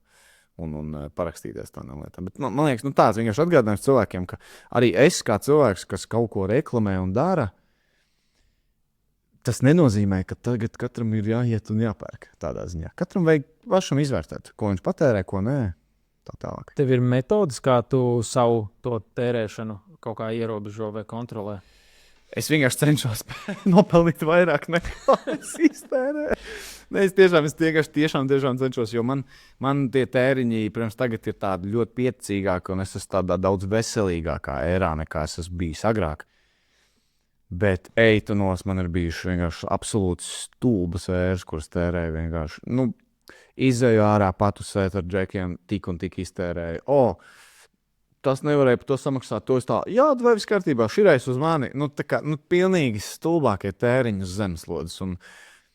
Un tad es sapratu, ka, ja es vienkārši neesmu izkūkojis savu prātu, tad automātiski jau man kaut kas tur paliks. Un zini, kas ir interesanti? Ir cilvēki, kuri, piemēram, tāda kategorija cilvēkiem, ko es pamanu, kas domā, ka viņi nevar nemaz neko iekrāt. Man ir tas sūdīgs darbs, man nav, nepaliek nekas pāris, dzīvē no rēķina, man vēl kaut parāda. Nē, īstenībā man patiešām šķiet, ka mēs katrs cilvēks reāli varam, pilnīgi katrs cilvēks, mēs varam kaut ko bišķiņu iekrāt. Un cilvēki bieži vien domā, ka es iekrāšu tikai tik, es neko no tā nevarēšu ieguldīt vai izdarīt, bet nē, man šķiet, nedzīvot jau vien no algas līdz algai, tas jau ir liels, ļoti, man liekas, apsveicama lieta. Kaut ko bišķiņu iekrāt, kādu slikto ieradumu noņemt. Ja vienu kafiju vai vienu cigarešu paciņu vai kaut ko bišķiņu mazāk, jo tā saldākā garša ir tā nauda sāk reizināties. Tad tik līdz to noķēru man bija tāds, vienalga, cik toksiski varbūt dažreiz man ieradumi pašam pret sevi finansiālā ziņā, es darīšu visu savos spēkos, lai varētu atlikt naudu un iekrāt. Un tad vienkārši tā schēma viņi ieiet. Un īstenībā pēc tam baigi vienkārši. Tu jau zini, ka tik un tik tu varēsi iekrāt. Labi, šomēnes būs mazāk vai šomēnes nesanāks. Labi, pēc tam kaut kad varēšu vairāk, bet galvenais ir, lai turēt to tonus bišķiņu, to balansu, man liekas. Man vienkārši tiešām man palīdzēja reāli nevis, es saku pelnīt vairāk, bet man palīdzēja varbūt nevis vairāk izdomāt, kā nopelnīt, bet man palīdzēja vienkārši nogriezt manas toksiskos ieradumus. Vai vismaz griezt to nost kaut kādā veidā. Te ir interesants arī princips, ka naudai ir tādas 3 naudas prasmes, kas mums dzīves laikā ir jātrenē. Viņas ir nopelnīt, noturēt un pavērot naudu. Un ļoti daudz cilvēki dzīves laikā viņi trenē tikai to pelnīšanas prasmi, un to mēs trenējam ilgi. Mums ir skola, augstskola, darbs, visādas tur apmācības, kas tikai vēl nē. Un tad ir tā, ka tu visu laiku trenē jau to pelnīšanas prasmi, tu vari celt tos ienākumus. Daudz cilvēki diezgan ātri karjerā beidz apzināti trenēt to pelnīšanu, un tad alga arī, kā saka, tā diezgan izlīdzinās. Bet tad ir otrā, kas ir tā noturēšanas prasme. Par to man tāds lielākais klikšķis notika pavisam noscīt nesen, kas noscīt nesen to tā nodefinēja pa īstam. Man bija saruna ar Gunitu Lanku podkāstā. Viņai ir 4 bērni, un viņa bērniem mācīja tādu sistēmu, ka tev nevajag. Viņiem bija tāda aploksņa sistēma, kur sanāktu bērnam iedod 10 eiro, un viņam aiziet 10% došanai, man liekas, bija 50% krāšanai un 40% tērēšanai. Un tev jau no bērna kājas tu esi programmēts, ka tev ienāk nauda, un uzreiz šitā sadalās. Un tā krāšanas aploksne it kā bija tā kā investēšana nākotnē, kaut kas tāds. Bet viņa pateica tādu interesantu frāzi, ka tā krāšana ir nevis, ka tu tagad krāj, un tad ar vērienu nopērc riteni, bet tas ir kaut kur novirzīt, lai tā nauda pelna vairāk. Mierdarbīgs plūstošs process tāds. Jā, un man noklikšķēja tikai nesen tas, ka, iedomājies, ja tu 20 gadus tā esi programmēts, vecāki labu gribēdam ir teikšu, sakrāja pats un nopērc pats, un tad tu pieauguši cilvēku vecumā tā arī turpina dzīvot. Tu it kā sakrāji, un tad nopērci to māju, to mašīnu, to ceļojumu, un tu esi pa nullēm, un tu sāc tā kā akal, jo tu esi tā 20 gadus programmēts. Bet pie tās krāšanas tev ir arī daudz visādi tehnikas un principi, kā piemēram, cilvēki saka, mēneša beigās nekas nepaliek pāri, tāpēc neiekrāji. Jā, iekrāji mēneša sākumā, un dzīvo atlikušo mēnesi, kā tev būtu mazāk alga. Vai ne? Tā kā mēs man visi to izdzīvos. liekam kaut kad tas būs un būs. Bet īstenībā, ja tu jau primāri to parūpējies, un ja tu, piemēram, es domāju, ka man pat ir bijis tā, ka es domāju, bācmas drošības pilvens bija viņa patukšots, tas un tas un tas. Ieguldījumi ir kaut kāds rīktīgs, kaut kāds kritiens, kas, man liekas, pavasarī tagad bija fondiem. Nu, vispārībā bija kaut kāds moments, un es domāju, zini, tev drošības pilvens kaut kā bišķi patukšojies, tur neizskatās baigs smuki ieguldījumos, un es darīju visu primāri šeit, lai uzpildītu pēc iespējas ātrāk, vai kaut kā izdzīvot, lai es tikai vienīgi neaiztiktu tos ieguldījumus. Tā kā, ja tie ieguldījumi ir bijuši palikuši nevis pēdējie, bet tas bija jau primārais, ko es domāju. Kādā veidā tur būt naudņai, kādā veidā to neaiztikt, kā to, lai tas neietekmē. Tā kā, arī savā ziņā ļoti labi to pateikt. Tu interesanti sākumā teici par tām 3 lietām, jo tad, kad man, piemēram, ir kā motivational speakerim kaut kur jābūt vai jārunā, un bieži vien man cilvēki, kaut kādos novados vai jauniešu nometnēs, skolās tā tālāk, kad es braucu kaut kur un runāju vai prezentēju kaut ko, man bieži vien jaunieši jautā, Niklā, cik var nopelnīt influencers? Cik tu nopelni? Un tad, kad tu sāki teikt tās 3 lietas, man bija tāds galvā, un man vienmēr ir tādi 3 ko es saku, kas ir, lai nepateikt to specifisku kaut kādu summu vai kaut ko, vai dažreiz jau līguma dēļ arī to nevar tā minēt. Un es vienmēr pasaku, jā, es nevaru tā teikt, ka es tā kā konkrēti katru mēnesi. Un man ir tie 3 kas ir galvenais, ka es varu izdzīvot, ka es varu kaut ko iekrāt, un ja es varu ieguldīt, viss, mans darbiņš ir izdarīts šajā pasaulē. Un tad viņiem visiem tāds, ko tas nozīmē? Tas ir, man liekas, ideālākais. Tā kā es tiklīdz tu to sāku stāstīt, man bija tāds, man līdzīga analoģija kaut kā ar tiem maniem 3 ir. Tā kā, ja to cilvēks var izdarīt, ja tu vari nopelnīt, iekrāt, super, ideāli.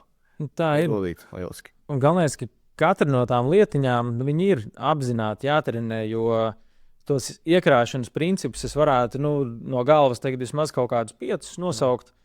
Un viņi tiešām, tagad tu tos principus saproti, viņi tev tiešām palīdz. Bet ja tu par viņiem neesi apzināti mācījies, tad, kāpēc, lai tu spētu iekrāt naudu? Tā ir, vai ne? Es iedomājos, kā tu vari uztaisīt to mālu podiņu, ja tev nemaz tas māla materiāls, tu nezini, cik daudz vajag un kā izliec to kluci, pieliec rokas uz tās virpus, bet ko darīt? Un tas pats arī no ieguldīšanas ir interesanta statistika, ja tu ap kaut kādu, tur 23, 24, kaut kur ap to vecumu sāktu investēt parastos indeksu fondos kaut kāds 10% no algas, un tā kaut kādus nākamos 40 gadus, tu no investīcijām tajā laikā nopelnītu plus mīnus tikpat, cik visas savas algas saliekot kopā to 40 gadu griezumā. To ieliek tādā perspektīvā, tas ir. Un tad ir tas jautājums, vai tiešām nav vērts ieguldīt kaut kādas stundas, lai saprastu, kā tas strādā. Ja tur ir tāda jauda tajā iekšā, ja tu to sāc agri. Tur tas stulbākais, ka to var saprast tikai tad, kad tu pirms tam minēji, vajag tās spuldzītes sadedzināt. Tas ir ļoti žēl, ka ieguldīšana nav tāds pašsaprotams klikšķis, un kāpēc mēs to visu nedaram procesu. Bet tad no otras puses, ja tā ar ego pusi domā, izdzīvojot kā stiprākais kaut kādā ziņā. Tad jautājums, vai jūs gribat būt stiprākie ar mums komandā, vai jūs gribat palikt tur? Jā. Interesanti arī, ka tu minēji par to, cik tu pelni, ka tev prasa jaunieši. Man ir, ne jaunieši, man pieauguši cilvēki jau tur 40 plus, ar kuriem es viens runājis, kur ir teikuši, Latvijā nav neviens tāds satura veidotājs, kas atklāti rāda savu portfeli un ienākumus un peļņus un to visu, un vajadzētu to darīt. Tas tāds labi. Cik tu pelni mēnesī? Kā? Es davai uzrakst. Apēdīs Latvijas brokastīs. Tas būs tāds, ka vienkārši. Davai uzrakst savu algu, personas kodu un kur tu dzīvo un cik tev ir uzkrāts. Tev ir dekorēta adrese. Tas tāds, visi grib makā ielīst, bet tas jau nemaina principus, kā tādus, piemēram. Tas īstenībā vispār neko nemaina. Kāpēc, lai kāds brauc pa ielu ar Lamborghini, kāpēc, lai man interesē, cik viņš pelna? Vai tas ir ziņkārīgi? Jā. Vai es esmu tas cilvēks, ka man būtu par to jāuztrauc? Nē, man pašam savu dzīvi. Man liekas, tas ir tas, ka cilvēkam nav gana daudz laikam pašu sava kaut kāda satraukuma vai kaut kādas savas lietas, aktivitātes dzīvē. Un viņiem baigi interesē, ko citi dara. Jā. Bet man tas ir vairāk no tādas pieredzes, jo man, protams, agrāk patika teikt, tur vai YouTube jauns šovs vai kaut kas. Mani uzaicināja, es uzreiz visu saku, kā ir un visu. Un man ir tādas pieredzes bijušas, kur man čoms tā kā uztaisīja tādu arī podcastu savu, uzaicināja mani kā pilota epizodu viesi. Es tur pateicu, man liekas, kaut kādu summu vai kaut ko cik es esmu nopelnījis, vai kaut kāds tūkstoši kaut ko pieminēju tur. Un viss uzreiz cilvēki, wow, tur ziņas, tur viss raksta. Un es domāju, bāc, cilvēki taču no konteksta to tā izvilk. Tas izklausās tā saldi, bet es taču neesmu minējis nekādas detaļas vispār, ko es daru. Labi, viņam epizodē aizgāja, tas bija vēl tas laiks, YouTube kaut kāda 100, 200, nezinu, cik tūkstoši skatījumu tā epizodē. Es domāju, cik daudz cilvēku, varbūt kaut kāda maza paaudzes daļa ar jauniešiem ir uzauguši un redzējuši to epizodi un nodomājuši, ej, tu neklāps tik. Tāpēc arī viens aspekts ir gudri vienkārši nerunāt par to, cik, man liekas, cilvēks pelna. Un kaut kādai ziņkārēji jāpaliek. Man liekas, ir interesanti. Tas tā ir interesanti spēle tāda mūžīgā. Arī fakts, jā, bet tas tāds, zikā, pieņemsim, tu pateikt jauniešiem, es pelnu tur tik tūkstošus mēnesī. Un būtu, es tagad arī būšu influenceris, bet jā, bet tas jau, cik tu nopelnīsi, jau būs atkarīgs no tevis. Tā pa lielam, Un cik daudz tu no sevis dedzini, lai to iegūtu. Jo mans ceļš absolūti bija tāds, ka ir nereāli. Es vienkārši dažreiz domāju, vai tās to ieguvumu dēļ ir bijis vērts man tik šausmīgi sevi dedzināt tajā rezultātā. Arī tā ir lieta, ko tikai pēc tam saprotu, ka sev izdedzina. Ne visu pasaules naudu dod visu pasaules laimi. Varbūt, ja tiktu pie visas pasaules naudas. Vienmēr ir vēl ideja, jā, ok. Es jau gribēju teikt pirmspēdējais jautājums, bet tad tu ieminējies par to dedzināšanu. Tev ir bijis kaut kāds punkts, ka tu esi pārdedzis, un kā tu esi ar to ticis galā? Man ir bijuši vairāk tādi punkti, kur es sevi tik traki izdedzinu, ka ir antidepresanti, psihiatrs, psihoterapeits, tur kaut kādas slimnīcas, panikas lēkmes. Šis viss ir, diemžēl ļoti atsevišķs epizode, diemžēl. Es esmu ārkārtīgi pazīstams ar to. Un es saprotu, tas vienmēr ir bijis, jo nav kaut kāds balans dzīvē, nav kaut kāda normāla rutīna. Strādā, kad vien tu vari visu laiku kaut ko darīt, tusiņi, balītes, socializēšanās pasākumi arī visu laiku jābūt. Katrs nākamais projekts, veselība, kas tas, nē, es taču esmu jauns, kāpēc man par to jāuztraucās, un tāds nevar būt, tāds nestrādā. Tā kā, jā, man ir sanācis diezgan ar to. Man tas bija aizgājis tik traki kaut kādu laiku apkārt, ka es nebiju 5 vai 6 gadus lidojis lidmašīnu, nekur. Man tas bija tik traki kaut kādos brīžos. Piemēram, ja tieši par lidošanu runā, ka man ir bijuši piedāvājumi uz Ibicu lidot, pilnībā apmaksāts viss ceļojums, palikšana, viss. Man vēl samaksā par to, lai es varētu tur uztaisīt saturu un visu kaut ko forši izdarīt. Un es to neizdaru. Tikai tāpēc, ka man ir bail iesaisties lidmašīnā uz, nezinu, cik, dažām stundām. Iedomājies, un es par to esmu sapņojis agrāk. Ir cilvēks par to sapņot. Tā ir dzīves privilēģija kaut ko tādu izdarīt, un es tam pasaku, nē, tikai baiļu dēļ. Tas viss tāpēc, ka kaut kāda izdegšana vai tās pieredzes, vai tur bija cita vispār kaut kāda tēma lieta, bet tad es izdomāju, ka nafik to, es sāku cīnīties ar to, un pēdējos kaut kādas 3 mēnešu laikā, man liekas, kaut kādi 8 lidojumi ir bijuši, kas ir ļoti labs pretstats no pēdējiem 5-6 gadiem. Tā kā, jā, līdz izdegšanai, līdz pārstrādāšanai, man liekas, nevajag nekad nonākt ļoti, ļoti, ļoti rūpīgi vajag ar to žonglēt, kā es saku. Jo pēc tam ir ļoti daudz jāvāc pēc tam tās čupiņas, tās sekas, kas tur paliek. Jā, tas tāds labs tips, un tas arī liek aizdomāties, kas to teica vienā arī gudrā podkāstā. Bieži sanāk skatīties uz veiksmīgiem cilvēkiem, un redzi to skaisto pusi tajā visā, un liekas, wow, kaut kas būtu kā viņš. Bet, tagad tu līdz galam, man liekas, to Stevens Bartlets, tas Diary of CEO, Džeks teica, kad sanāk, viņš tagad jau ir multimiljonārs uzbūvējis uzņēmumu, un kaut kas teica, ka bāc, tur tev tik forša dzīve.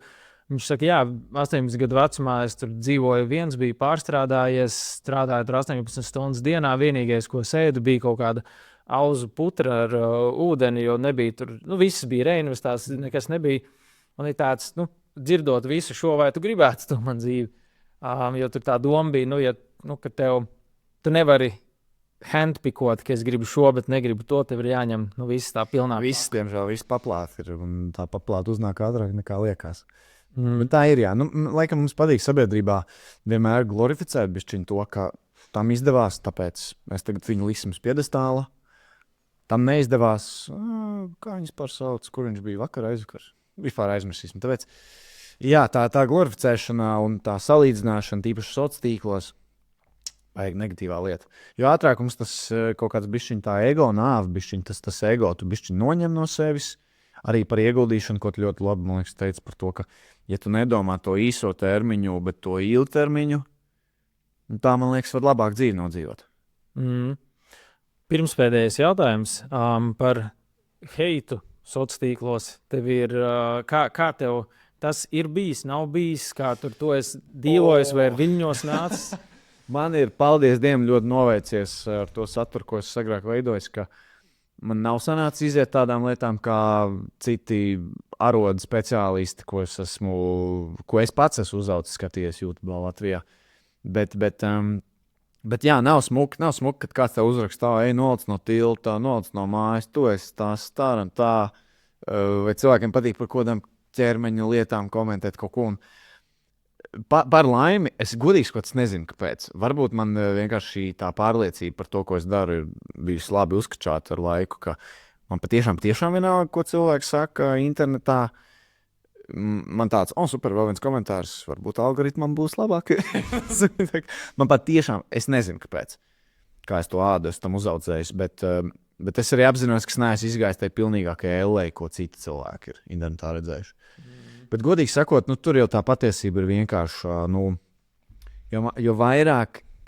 jo vairāk es esmu fokusējies uz savu darbu un to, ko es gribu darīt, jo mazāk man ir bijis laiks domāt, ko citi cilvēki domā. Tad klišejiska lieta, bet tu to saproti tikai tad, kad tu esi pilnībā iegrims ar galvu un sirdi tajā, ko tu dari. Un tad tev ir vienalga, ko citi cilvēki saka. Bet also es nezinu, kā tas ir, ka tevi visu laiku apmētā ar akmeņiem un ar dārziņiem, veciem tomātiem, puvušiem, ja es nemaz negribētu būt tādā vietā. Tāpēc nevarēšu teikt no tādas pieredzes, kā tas ir, ka tev, izraida sabiedrību tur ārā aiz durvīm. Jā, arī interesanti. Tagad, kad es taisu podkāstu epizodus, tad ir, es baigi brutāli ķidāju tos komentārus aiz cieņas pret viesi, un ir viesi, kur atnāk, un tev ir fantastiski vienkārši liekas, Latvija ir kaut kāds rožu darbs. Wow, tā kā visi cilvēki ir priecīgi. Un tad man ir bijis tā, ka arī ir tik forša saruna, liekas tāds, wow, šis tiešām visiem patiks, jo mēs tādas lietas izrunājām. Es tāds pacelāts esmu, un tad skaties komentāros vienkārši, ak, Dievs, tā kā izlīdusi kaut kāda, Es saku, latvietim patiks Latvijai brokastīs apēst. Viedokļu eksperti, visi vienkārši. Man liekas, es nevaru iedomāties kaut vienu reizi dzīvē, kas būtu ierakstījis sliktu, arī pirms es veidoju saturu, pirms atpazīstības. Es nevaru iedomāties nevienu momentu, kurus tagad iešu internetā un teikšu, šis nav labais. Un spiedīšu, cik nelaimīgam tev jābūt ar sevi, lai tu varētu paust tikai negatīvu viedokli. Zini, labs komentārs tāds, kur ir tāda konstruktīva kritika, kur ir bišķiņi kaut kas pozitīvi iesmidzināts, bišķiņi negatīvi. Bet, ja ir komentārs, tev nesanāca, vai tev sanāca, Es viņus abus tā līdzīgi vērtēju. Protams, labāk jau ir tas, ja tev sanāca, bet līdzīgi komentāri. Ja ir tādi, kur ieraksta tādu labu konstruktīvu kritiku, kas patīk, kas nepatīk, man liekas, ja tādi komentāri redz laiku būtu super. Jā. Bet viņus tiešām vienkārši vajag, tas ir vairāk ne tev, es domāju, tu gan jau tevi rāda noteikti biezi uzaudzēt tādām lietām. Es gribu ticēt, bet cilvēkiem, kas klausās, skatās, varbūt, vienkārši. Tiešām vajag fokusēties tik ļoti uz to, ko tu darīji. Vienalga, kas tas būtu dzīvē, ka nevajag vienkārši tos komentārus tur. Rakstīt var labus. Bet... vai ja rakstīt, tad viens. Jā. Ok. Tad pirms pēdējā jautājuma mums ir podkāstā tradīcija, kad sviesim kā par paldies par veltīto laiku uzdāvinu mūsu neatkarīgais investors programmu. Tā kā... Nē, ko? Jā, ko nopietni? Jā. Let's go. Pagaid, tiešām? Jā, tas, kā saka, tu nāci veltīji savu laiku, man būs klikšķi un skatījumi. Es ļoti ceru, ka tev būs klikšķi. Tad, paldies.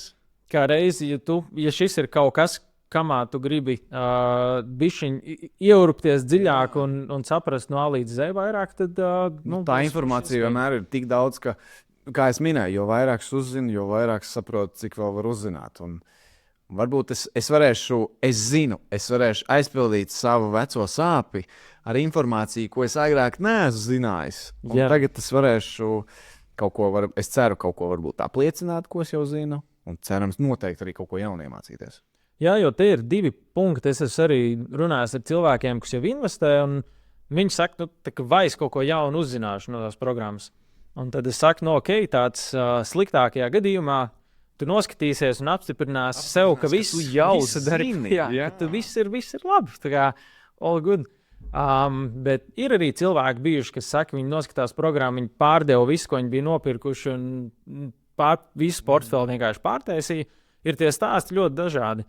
Es tikai uzreiz pabrīdinu, ka parasti tur starts ir grūtāk izejams cauri, jo startā tev ir teorija jāuzjūtas cauri. Teorija nevienam neinteresē. Man patīk. Man tiešām patīk ļoti. Man liekas, ka, ja tiešām interesē tāda finanšu pratība, tad tas liekas kā tāds, es nezinu, angliski ir tāds labs termins deep play, kas ir tā dziļā aktivitāte, tā iedziļināšanās, ko tu dari. Man tā ir, piemēram, pedal tenisa spēlēšana, kur es vienkārši nezinu, laiks var iet, un es absolūti neskaitu, jo vienkārši tas tā iegrims tajā. Un finanses ir arī tāda lieta. Vienalga, cik sarežģīta vai dīvaina vai kaut kāda termina, ko es nesaprotu, man liekas, būs interesanti redzēt. Es noteikti iedošu atsauksmi, kā man iet, kā man patīk.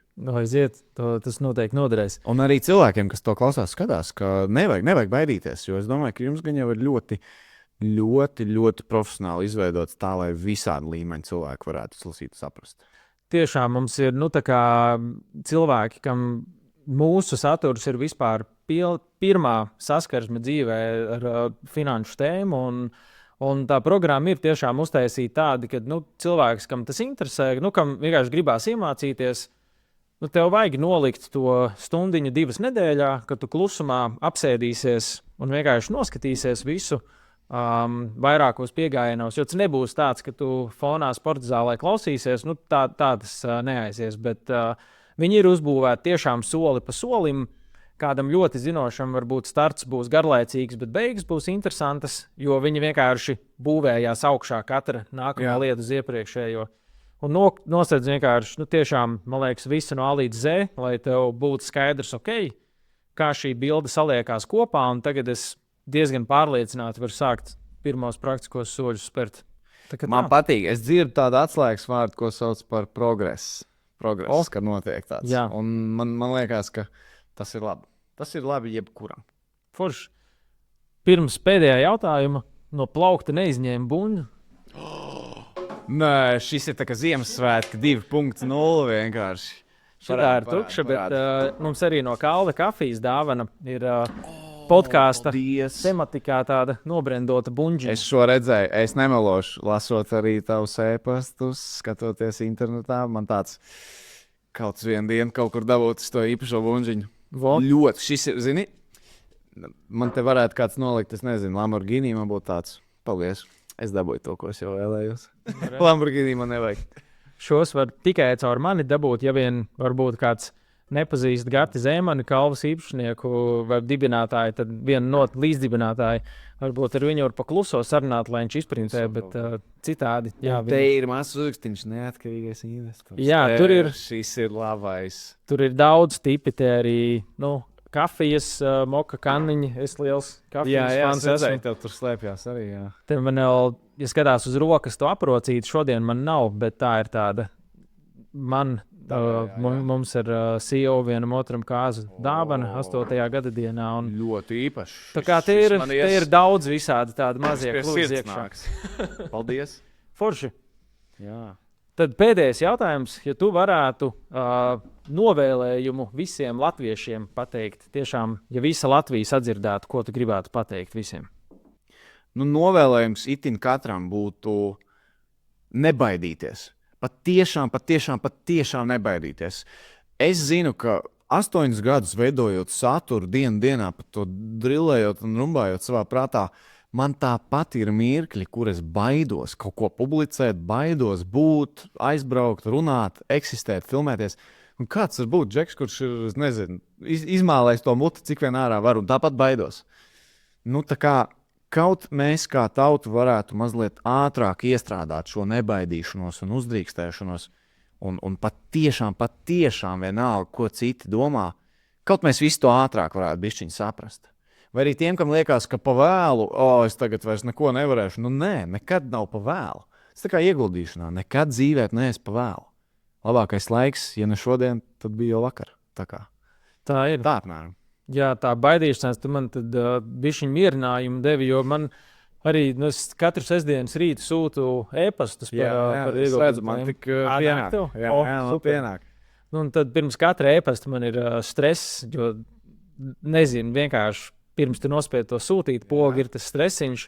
Arī, kad uzstājos rakstus vai Instagramā, Facebookā, LinkedInā, tu nekad nezini, kurš aizies kā kaut kāds trigger vilnis, jo citreiz ir tu iebaksti kaut kur ne tā, un tad cilvēki uztver to personīgi, un tad aiziet pat LinkedInā, kur visiem ir viss kimono atvērts. Tu redzi, kas tas pa cilvēku, kur viņš strādā, ko viņš dara.